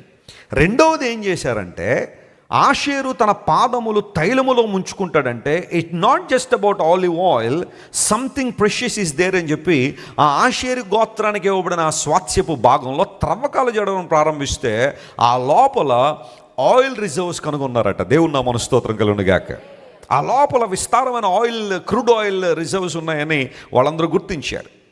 ఇవి భౌతికంగా బైబిల్ ప్రపంచానికి చెప్పిన గొప్ప మేలిది. ఆనాడు ఆషేరు గోత్రానికి మోషే ఇచ్చిన ప్రవచనం, నీ పాదాలు తీసుకెళ్ళి తైలంలో ముంచుకుంటావంటే ఎగ్జాక్ట్గా భౌతికంగా కూడా ఆ సందర్భాలను శాస్త్రవేత్తలు గుర్తించారు. బైబిల్ గొప్పతనం ఎంతో మీరు ఆలోచన చేయాలి. కొన్ని వేల సంవత్సరాల క్రితం మోషే ఈ విషయాన్ని ప్రవచిస్తే ఈ రోజున ఆషేరు గోత్ర ప్రాంతంలో ఆయిల్ రిజర్వ్స్ ఉన్నాయంటే మీరు ఆలోచన చేయండి. బైబిల్ ఎంత ఉన్నతమైందో. But when we come to the spiritual meaning, Asheru తైలములో తన పాదాలు ముంచుకుంటాడు అంటే అర్థం ఏంటంటే తైలంతో అక్కడక్కడ తుడుచుకుంటాడని లేదు. అక్కడక్కడ తైలంతో తుడుచుకున్నాడంటే ఏదో తైలం కొంచెం స్కేర్సిటీ ఉంది కాబట్టి కొద్దిగా వాడుతున్నాడు అంటాం కాదు. తీసుకెళ్ళి పాదాలు ఏం చేశాడట? ముంచేశాడట. అబండెన్స్ ఆఫ్ అనాయింటింగ్, దేవుని యొక్క ఆత్మ నడిపింపు, పరిశుద్ధాత్మ దేవుని యొక్క అభిషేకం, ఆయన యొక్క నింపుదల సంపూర్ణంగా ఉంది అనే అంశాన్ని మనం గమనించాలి. ఎందుకోసం అంటే బైబిల్ గ్రంథంలో ఆయిల్ అనేది పరిశుద్ధాత్మకు సాదృశ్యము. Hallelujah. Oil represents holy spirit. పరిశుద్ధాత్మ దేవుని యొక్క ప్రెజెన్స్కి, ఆయన పవర్కి, ఆయన పనికి అంటే ఆయన వర్క్స్కి ఎప్పుడు కూడా ఆయిల్ సాదృశ్యంగా ఉంది. మీరు ఇంటికి వెళ్ళిన తర్వాత 1 Samuel chapter 16 and verse 13 మీరు చదివితే దానిలో మాట ఉంటుంది, సమూయేలు తైలపు కొమ్మును తీసుకుని వచ్చి దావీదును అభిషేకించగా దేవుని ఆత్మ దావీదు మీదకి ఎలా వచ్చిందట? బలముగా వచ్చిందని బైబిల్లో రాయబడింది. There is a contrast between two people there. Saulu ఉన్నాడు, దావీదు ఉన్నాడు. సౌలు మీదకి ఏ ఆత్మ వచ్చింది? దురాత్మ వచ్చింది. దావీదు మీదకి ఎవరి ఆత్మ వచ్చింది? దేవుని ఆత్మ వచ్చింది.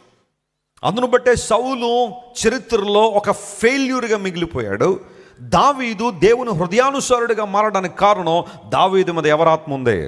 దేవుని ఆత్మ ఉంది. పరిశుద్ధాత్మ ద్వారా లేదా దేవుని ఆత్మ ద్వారా దైవజనుడు నింపబడ్డాడు. తైలపు కొమ్ము ఎప్పుడైతే దావీదు మీద ఒలికించబడిందో, తైలం ఒలికించబడిందో, అతడు దేవుని ఆత్మ ద్వారా నింపబడి అనేక మందికి దీవెనకరంగా, ప్రయోజనకరంగా మారాడు. ఆ వచనాన్ని బేస్ చేసుకుంటే oil represents the Holy spirit. పరిశుద్ధాత్మ దేవుని యొక్క ప్రెజెన్స్ అండ్ పవర్ అండ్ వర్క్కి దేవుని యొక్క తైలము ఎప్పుడు కూడా సాదృశ్యంగా ఉంది. నేను లిటరల్గా ఈ మాట చెప్పలేదు. కొన్ని సంఘాల్లో తైలాభిషేకం అని చేస్తూ ఉంటారు. అరికాలు మొదలు నడేంత వరకు మొత్తం తైలం పోసేస్తూ ఉంటారు.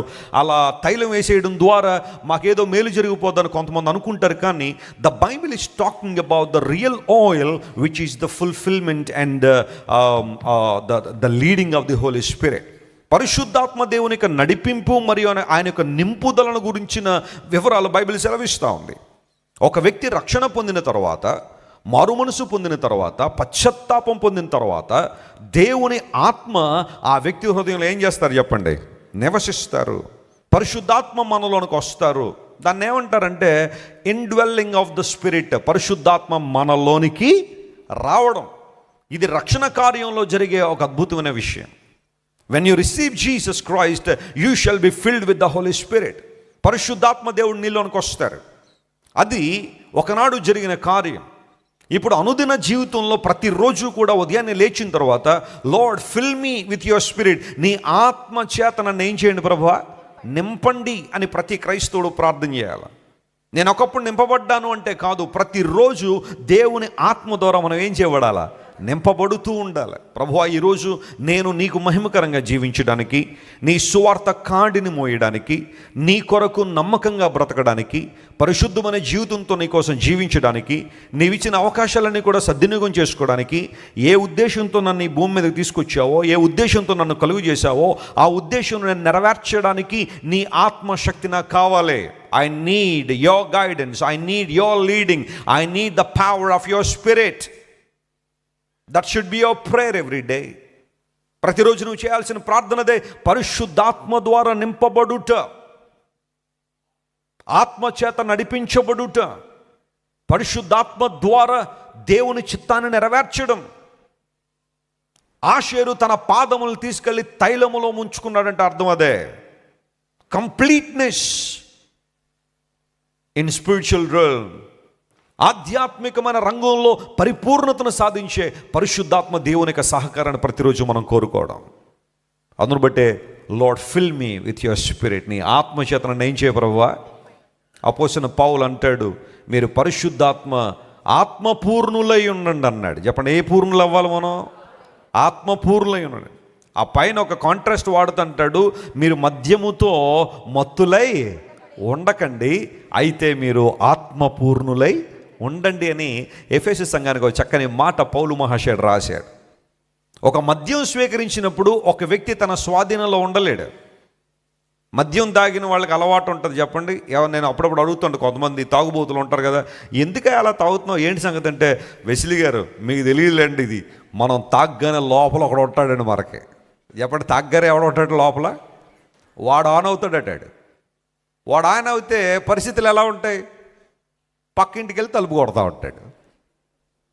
ఒకడు అలాగే రోజు త్రాగి వెళ్తున్నాడట, వాళ్ళ ఇంటికి వెళ్ళబోయి పక్కింటికి వెళ్ళి తలుపు కొడుతున్నాడు. ప్రక్కింటి వాళ్ళు వచ్చారు, సార్ ఏం కావాలండి? నా ఇల్లు ఇదే కదా అన్నాడు. మీ ఇల్లు ఇది కాదండి, పక్కన సార్, రండి.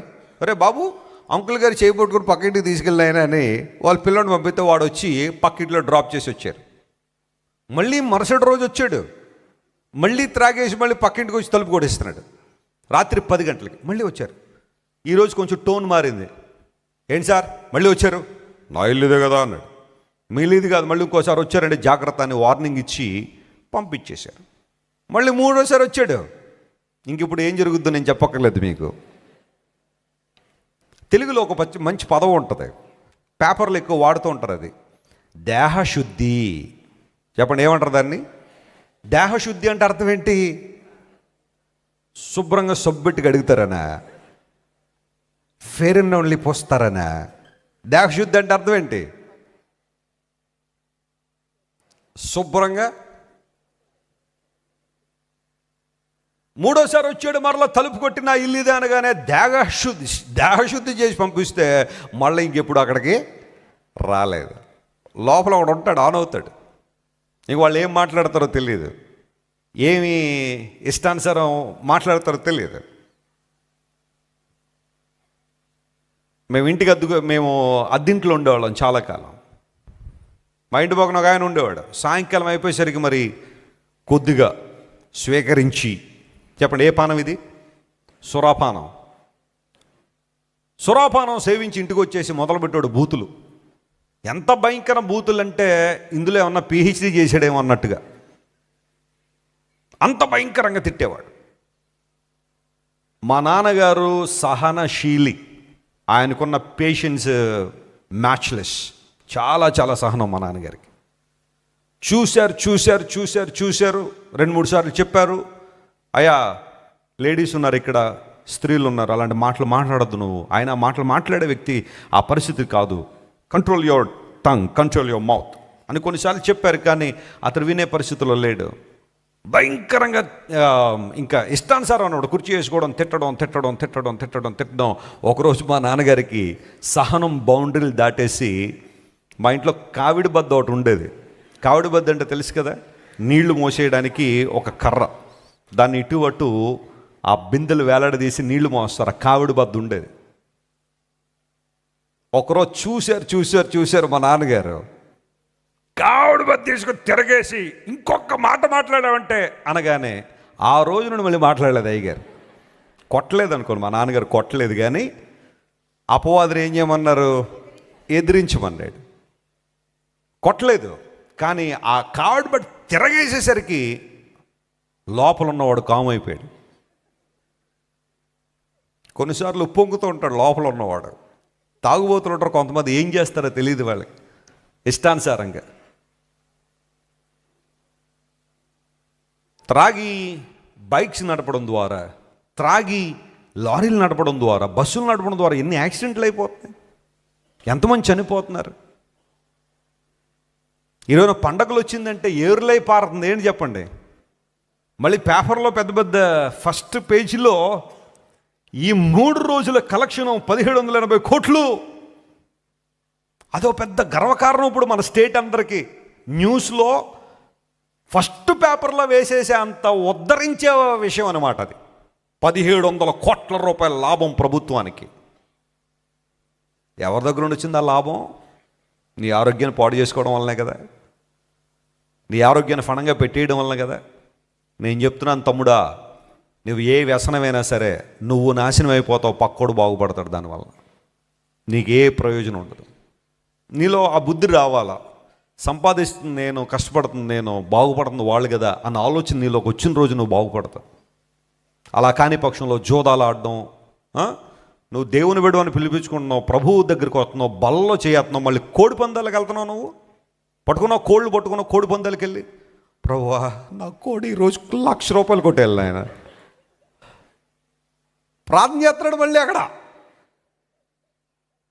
ఒక్క దెబ్బకు పడిపోగానే మళ్ళీ పెద్ద దెబ్బలు అక్కర్లేదు. దేవుడు అంటాడు, అమ్మా నీకు ఒకే దెబ్బ, పడిపో అనగానే అది మురగ తీసుకుంటుంది. అది ఇంటికొచ్చి అంటాడు, కూరండే పాపం ఎంత పెంచాడో దాన్ని, జీడిపప్పులు ఆ పప్పులు ఈ పప్పులు అన్నీ వేసి పాపం ఆయన కూడా తినలేదు. అవి పిల్లలు కూడా పెట్టలేదు. దేనికి పెట్టాడు?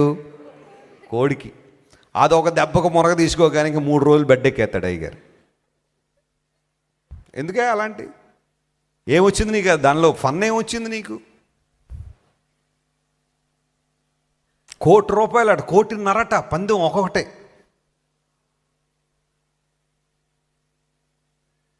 తైలములో ముంచబడిన జీవితం దేవుని చేత నియంత్రించబడే జీవితం. హల్లెలూయ. ఆషేరు తన పాదాలు ఎక్కడ ముంచుకున్నాడు? తైలములో ముంచుకున్నాడు. చెప్పలు కూడా దేవుని మహిమపరచండి. హల్లెలూయ. దేవుని ఆత్మ ద్వారా నింపబడి పరిశుద్ధాత్మ ద్వారా నడిపించబడడం. ఆత్మ దేవునికి సంపూర్ణంగా మనం సమర్పించుకుని, ప్రభువా నా ఆలోచనలు, నా తలంపులు, నా క్రియలు, నా నడక, నా ప్రవర్తన సమస్తం నీవే నిర్ణయించు ప్రభువా. I would like to surrender myself to you Lord. There was a man called Stephen in the Bible, in the New Testament. The Bible says he was filled with the Holy Spirit. Stephen పరిశుద్ధాత్మతో ఏం చేయబడ్డాడట? నింపబడి దేవుని వాక్యమును ఉన్నదన్నట్టుగా ఏం చేశాడు? బోధించాడు. మరణం అతన్ని కబళిస్తుందని తెలిసిన భయపడలేదు, ధైర్యంగా నిలబడిపోయాడు. ఎందుకోసం అంటే దేవుని ఆత్మ నడిపింపు అతను ఆ విధంగా ప్రేరేపించింది. దేవుడు మనకు పిరికితనం కలిగిన ఆత్మను ఇవ్వలా. మరి ఏ ఆత్మనిచ్చాడు ఆయన? శక్తి, ప్రేమ, ఇంద్రియ నిగ్రహం. God didn't give us the spirit of timidity, but He has given us the spirit of power, love and self-control. Asher తన పాదాలు తైలంలో ముంచుకున్నాడు. ప్రతిరోజు చేయాల్సిన పని అదే. ప్రభువా పరిశుద్ధాత్మదేవా, నా పాదములు మాత్రమే కాదు, నా దేహం అంతా నీలో నేను ముంచుతున్నాను ప్రభువా, నీలో లీనమవుతున్నాను ప్రభువా. It is you Lord that controls me. దేవుని సన్నిధిలో అలాంటి ప్రార్థనలో మనం ముందుకు కొనసాగుదామా? 3వ మాట చెబుతాను చూడండి. యెషయా గ్రంథం 52వ అధ్యాయం 7వ వచనం మనం చదువుకుని ముగింపు ప్రార్థన చేసుకుంటాం. The book of Isaiah chapter 52 and verse 7. సువార్తను ప్రకటించుచు, సువార్తను ప్రకటించుచు, సమాధానము చాటించుచు, సమాధానము చాటించుచు, సువార్తమానము ప్రకటించుచు, సువార్తమానం ప్రకటించుచు, రక్షణ సమాచారము ప్రచురించు వాని పాదములు, రక్షణ సమాచారము ప్రచురించు వాని పాదములు నీ దేవుడు ఏలుచున్నాడని, నీ దేవుడు ఏలుచున్నాడు అని సియోనుతో చెప్పుచున్న వాని పాదములు, సియోనుతో చెప్పుచున్న వాని పాదములు పర్వతముల మీద ఎంతో సుందరములై ఉన్నవి. చెప్పండి, ఎంతో సుందరములు. 3వ పాదాల దగ్గరికి వస్తాను. మొదటి పాదములు బండం మీద నిలబడిన పాదములు, 2వ పాదములు తైలములో ముంచబడిన పాదములు, 3వది సువార్త ప్రకటించు పాదములు. నీ దేవుడు ఏలుచున్నాడని ఏ పాదములైతే చెప్పుతాయో, సువార్తను ప్రకటిస్తాయో, ఆ పాదములు పర్వతముల మీద ఎలా ఉన్నాయట? సుందరములై ఉన్నాయి. ఏ పర్వతాలు అవి? హిమాలయ పర్వతాలు అనలా. దేవుని పర్వతములో, దేవుని రాజ్యములో సుందరమైన పాదాలు ఎవరివంటే సువార్త ప్రకటించే వారి పాదాలు. లోకరీతిలో సుందరమైన పాదాలు ఎవరివంటే రోజు మెయింటైన్ చేసేవాళ్ళు కావచ్చు, రకరకాలైన క్రీములు రాసేవాళ్ళే కావచ్చు, ఆ పాదాలు సుందరంగా ఉండొచ్చు, దాంట్లో తప్పేమీ లేదు. కానీ నీ పాదాలు సువార్త కోసం నడుస్తున్నాయా? సువార్త ప్రకటన కోసం నీ జీవితం ముందుకుందా? రక్షించబడిన నీవు రక్షించబడని వారి నిమిత్తం బాధ్యత ఏమన్నా కలిగి ఉన్నావా? వారి రక్షణ కోసం ప్రార్థన చేస్తున్నావా? నేను చెప్పాను, క్రైస్ట్ టిప్ సెంటర్లో ప్రతి ఒక్కరు కనీసం ఒక 10 మంది రక్షణ పొందని మీ బంధువుల విషయంలో లేదా మీ స్నేహితుల విషయంలో భారాన్ని కలిగి ఉండి వారి పేర్లు ఒక పేపర్ మీద రాసి ప్రతిరోజు వారి కోసం ప్రార్థన చేయండి. 10 మంది కోసం జస్ట్ ఆ పేర్లు ప్రొనౌన్స్ చేసి ప్రార్థన చేయడానికి ఒక 2 నిమిషాల సమయం కూడా అక్కర్లేదు. అలా ప్రొనౌన్స్ చేసి ప్రార్థన చేయండి, దేవుని కార్యాలు జరుగుతాయి. వారు రక్షణ పొందడానికి మనము ప్రార్థన చేయాలని నేను చెప్తా ఉన్నాను. మీరు ఎంతమంది మరి ఆ ప్రక్రియ నెరవేరుస్తున్నారో నాకైతే తెలియదు. కానీ నీ జీవితంలో అలాంటి పని కనుక నువ్వు చేయగలిగితే you are a soul winner. నీవు ఆత్మల సంపాదనలో ఉన్నావు. హల్లెలూయా. ఆత్మల సంపాదన బాధ్యత కేవలం సేవకులది మాత్రమే కాదు. వెస్లీ గారు ఎలాగా చేస్తున్నారు కదండి, ఆయా దేశాలు తిరిగి ఆయా ప్రాంతాలు తిరిగి నిర్విరామంగా సువార్త ప్రకటిస్తున్నారు కదండి, మేము ఎందుకులేండి అనుకోవడానికి లేదు. It's a collective work. We all have to be involved in that. మనందరం కూడా సువార్త పరిచర్యలో ఎలా ఉండాలి చెప్పండి? పాలిభాగస్తులై ఉండాలి. నీవు రక్షణ పొంది ఒక 5 సంవత్సరాలు అయి ఉండొచ్చు, లేదా ఒక 10 సంవత్సరాలు అయి ఉండొచ్చు, లేదా ఒక 20 సంవత్సరాలు అయి ఉండొచ్చు. ఒక్కసారి నిన్ను పరిశీలన చేసుకో. ఒక్కరినైనా నువ్వు ప్రభు దగ్గర తీసుకొచ్చావా? ఒక్కరికైనా క్రీస్తు ప్రేమను గురించి ప్రకటించావా? నీ జీవిత సాక్ష్యాన్ని వారితో పంచుకుని ఒకప్పుడు ఇలా ఉండేవాడిని, ఒకప్పుడు ఇలా ఉండేదాన్ని, ప్రభు నన్ను మార్చాడు, రూపాంతర అనుభవంలో నేను వచ్చాను, ఒకప్పుడు నా హృదయం గలిబిలిగా ఉండేది, ఇప్పుడు ప్రశాంతంగా బ్రతకగలుగుతున్నాను, ఒకప్పుడు నా జీవితం అంతా చెడిపోయిన జీవితం, ఇప్పుడు దేవుడు నన్ను బాగు చేశాడు, ఒకప్పుడు నా జీవితం అంతా గాడి తప్పిన జీవితం, ఇప్పుడు యేసయ్య ఆయన నియంత్రించి నన్ను నడిపిస్తూ ఉన్నారు, ఆయనకు మహిమార్థం అని నీ సాక్ష్యము ద్వారా లేదా నువ్వు చెప్పిన సువార్త ద్వారా ఒక్కరినైనా ప్రభు దగ్గర తీసుకొచ్చావా? రేపొద్దు నువ్వు పరలోకానికి వెళ్ళిన తర్వాత దేవుడు నువ్వు ఎన్ని వేల కోట్లు సంపాదించావు అనే ప్రశ్న నిన్ను అడగకపోవచ్చు, లేదా ఎన్ని డిగ్రీలు నీ పేరు వెనకాల పోగు చేసావు నాయన అని దేవుడు అడగకపోవచ్చు, లేదా ఎంతమంది స్నేహితులు నీ చుట్టూ పెట్టుకున్నావు, ఎంతమంది స్నేహితులు నీ చుట్టూ ఉన్నారు అని దేవుడు అడగకపోవచ్చు. కానీ నువ్వు ఎంతమందిని ప్రభావితం చేసావు, ఎంతమందిని రక్షణలో నడిపించావు అనే ప్రశ్న కదా దేవుడిని అడిగేదానికి నీ దగ్గర సమాధానం ఉందా? Can you answer to that question my friend? ప్రపంచంలో చాలామంది ప్రభువుని అంగీకరించి కూడా రక్షణ ఇతరుల విషయంలో భారం లేక, సువార్త భారం లేక, ఒక మాటలో చెప్పాలంటే నామకార్థపు క్రైస్తవ్యంతో ఆదివారం వెళ్ళామా ఇంటికి వెళ్ళిపోయామా, శుక్రవారం ఎప్పుడైనా అవకాశం ఉన్నప్పుడు వచ్చామా ఇంటికి వెళ్ళిపోయామా, అంతే. ఆ కానుకేదో దేవునికి ఇచ్చేసామా, ఇదే తప్ప కింగ్డమ్ మైండ్ సెట్ చాలామందిలో లేదు. ప్రభు రాజ్యం విస్తరించబడాలన్న ఆలోచన చాలా ఉండదు. ఇన్ఫ్యాక్ట్ కొంతమంది వారు చెయ్యరు సరే కదా, చేసేవాళ్ళు కూడా ఏం చేయనివారు చెప్పండి? చేయనివారు, వెనకకు లాగేయాలని ప్రయత్నం చేస్తుంటారు. నువ్వు చెయ్యకపోగా ఎవరినైనా వెనకకు లాగే ప్రక్రియ నీలో ఉందా?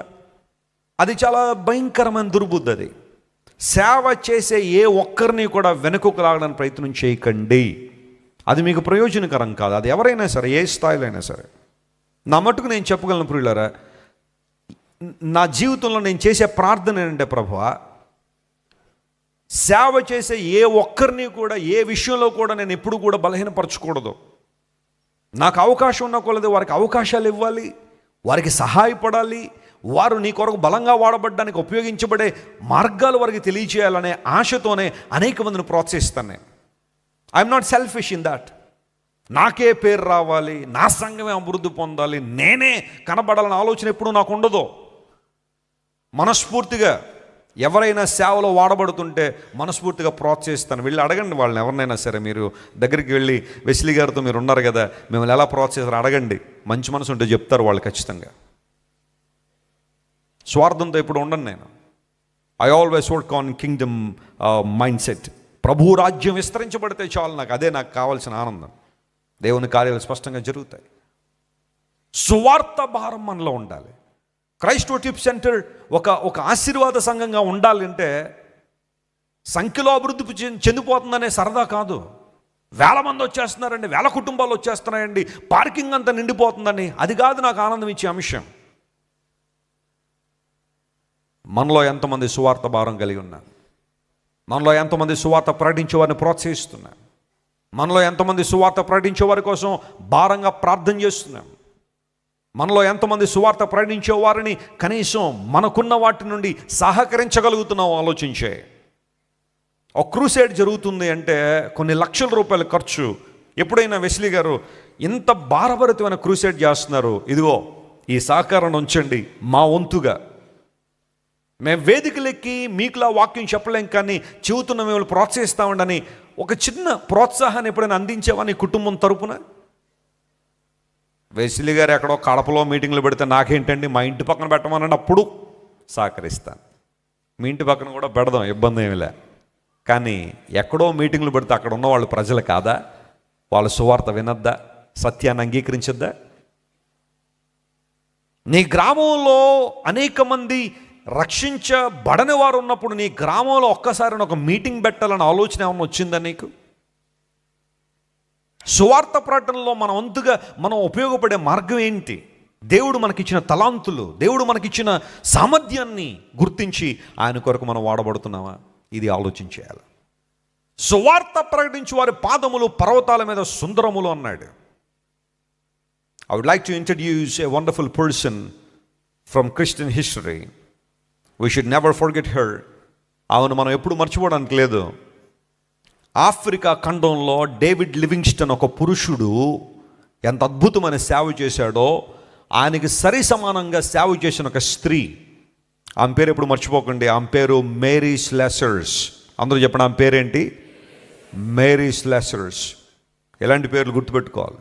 నేను చెప్పాను ఒకసారి ఫ్యానీ క్రాస్బీ గురించి, హెలెన్ కెల్లర్ గురించి, ఇలాంటి వాళ్ళకి చాలామంది చెప్తా ఉంటాను. అయితే remember this name today, Mary Slessors. She was a Scottish woman. చాలా అందంగా ఉంటుంది. స్కాట్లాండ్ వాళ్ళంటే చూడడానికి ఎలా ఉంటారు? చాలా భౌతికంగా చాలా ఉన్నతమైన స్థితిలో ఉన్న ఆమె. But still she wanted to go to Africa to share the gospel. ఎవరైనా తీసుకెళ్తామా నీతో పాటు? No, I would like to go alone. ఒకదాన్ని వెళ్తాను, పర్వాలేదు. And she had chosen a place called Nigeria. ఈ రోజున నైజీరియా అనే దేశం ఆఫ్రికా ఖండంలో చాలా పెద్ద దేశమే. వెస్ట్ ఆఫ్రికాలో చాలా పెద్ద దేశం నైజీరియా. ఆ దేశానికి వెళ్ళింది మేరీ స్లెసర్స్. ఆమె అక్కడికి వెళ్ళేసరికి అక్కడున్న పరిస్థితులు చాలా దారుణంగా ఉన్నాయి. ఆమె ఎటువంటి పరిస్థితుల్లో నైజీరియాకు అడుగుపెట్టిందో తెలుసా? భయంకరమైన వైలెన్స్. ఆ తర్వాత ట్రైబల్ వార్స్ జరిగేవట ఆ ప్రాంతంలో. ఒక జాతికి మరొక జాతికి యుద్ధాలు జరిగితే కర్కశంగా చంపేసుకునేవారు మనుషులు. ఎందుకు యుద్ధం వచ్చేదో తెలియదు, ఆ ద్వేషం ఎందుకు ఉంటుందో తెలియదు. వైలెన్స్ అండ్ ట్రైబల్ వార్స్ మధ్యలో ఆమె వెళ్ళి సువార్త చెప్పడానికి వెళ్ళింది. ఒక స్త్రీ ఒక్కతే వెళ్ళింది. అండ్ దెన్ నైజీరియాలో ఆ కాలంలో హ్యూమన్ సాక్రిఫైసెస్ ఉండేవి. తమ జాతి వారి కానీ ఎవరైనా కనబడితే వాళ్ళని తీసుకెళ్ళి హ్యూమన్ సాక్రిఫైస్ చేసేవారు, నరబలులు ఇచ్చేవారు. ఒక ప్రాంతంలో నరబలి ఇస్తారన్నారు అనగానే ఆ ప్రాంతం వైపుగా వెళ్ళడానికే మనం సాహసించాం కదా, ఎందుకంటే నన్ను ఎక్కడ ఇచ్చేస్తారని. ఆ ప్రాంతంలోకి వెళ్ళాలంటే ఎంత ధైర్యం ఉండాలి. ఆమె ధైర్యం చేసింది. And third problem, there were superstitions and fear of spirits in that area. సాయంకాలం అయితే మనుషులు ఎవరు బయటకు వచ్చేవాళ్ళు కాదట. ఎందుకోసం అంటే సాయంకాలం అయిపోతే దయ్యాలు తిరుగుతాయి, దురాత్మలు తిరుగుతాయి, అవి చాలా పవర్ఫుల్ మనకన్నా అని చెప్పి ఎవరు బయటకు వచ్చేవాళ్ళు కాదు. దురాత్మలు, దయ్యాలంటే భయంతో ఉండేవారు వాళ్ళందరూ. సూపర్స్టిషన్స్ అంటే మూఢనమ్మకాలు. నమ్మకాలు వేరు, మూఢనమ్మకాలు వేరు. ఇప్పటికీ భారతదేశంలో చాలా మూఢనమ్మకాలు చలామణిలో ఉన్నాయి. ఇంత సంపన్నమైన దేశం, అభివృద్ధి చెందిన దేశం అని మనం అనుకుంటున్నాం, కానీ ఎన్నో మూఢనమ్మకాలు చాలామందిని ఇబ్బంది పెడుతున్నాయి ఇప్పటికీ కూడా. ఏమంటే లేరంటారండి? గ్రూప్ 1 ఆఫీసర్ అవుతాడు, ఎంతో చదువుకొని కష్టపడి పైకి వస్తాడు, నల్ల పిల్లి ఎదురొస్తే ప్రయాణం మానేస్తాడు. ఇంక నువ్వు ఏం చదివో నాకేం అర్థం అవట్లేదు నాకు. నల్ల పిల్లి ఎదురొస్తే ప్రయాణం మానేస్తున్నావంటే సూపర్స్టిషన్ కాదండి, మూఢనమ్మకం కాదు అది. ఎవడో ఎప్పుడో ఏదో అని ఉంటాడు, నల్ల పిల్లి ఎదురొచ్చినచో కీడు వచ్చిన కనుక నువ్వు ఇంట్లోకి వెళ్ళిపోయి బెడ్రూమ్లో కూర్చో అనగానే. నేను బ్లెస్సీ వెస్లీ గారు మా ముగ్గురు పిల్లలు ఒకసారి కర్ణాటకలో ప్రాంతానికి వెళ్ళాం సాంగ్ షూటింగ్ కోసం. వెళ్తూ ఉంటే ఒక కార్ హైర్ చేసుకున్నాం, ఒక వ్యాన్ హైర్ చేసుకున్నాం. ఇక్కడ నుంచి వ్యాన్స్, కార్లు తీసుకెళ్ళడం ఎందుకు లేక ఎయిర్పోర్ట్లో దిగిన తర్వాత ఒక వ్యాన్ హైర్ చేసుకున్నాం. చక్కగా కూర్చున్నాం, అలా వెళ్తుంది, అలా రిలాక్స్గా కూర్చున్నాం. వ్యాన్లో సడన్గా ఆపేశాడు. నేను అడిగాను మన టీం మెంబర్స్ని, నాయన పెట్రోల్ ఏమైనా అయిపోయిందా, డీజిల్ ఏమైనా అయిపోయిందా? లేదని అన్నారు. అలా అనగానే ఇలా చూసేసరికి డ్రైవర్ గారు ధ్యానంలో ఉన్నాడు. ఆయన ధ్యానం చేస్తున్నాడు. ఆయన డ్రైవింగ్ ఏమంటే ధ్యానం చేస్తావేంటే అని అడిగితే పిల్లి ఎదురొచ్చింది సార్ అన్నాడు ఆయన. ఆ రోడ్లో పిల్లి ఎదురైందంట, బండి ఆపేసి పక్కన ధ్యానం చేస్తున్నాడు 5 నిమిషాలు. 5 మినిట్స్ దాకా తీయటట్టు బండి. అప్పుడు నాకు ఫ్యూచర్ అంతా అర్థమైపోయింది. ఎన్ని పిల్లులు వస్తాయో, ఎన్నిసార్లు ధ్యానంలోకి వెళ్తాడో, ఎన్నిసార్లు పరిస్థితి అని. నేను అనుకున్నట్టుగానే 3 సార్లు వచ్చింది పిల్లి. అంటే ఒకటే కాదనుకోండి, రకరకాల పిల్లులు, అరణ్యాల్లో పిల్లులు ఉంటాయి కదా.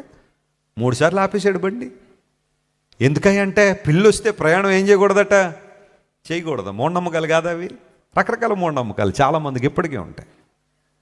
విధవరాలు ఎదురొస్తే ప్రయాణం మానేసుకునేవాళ్ళు.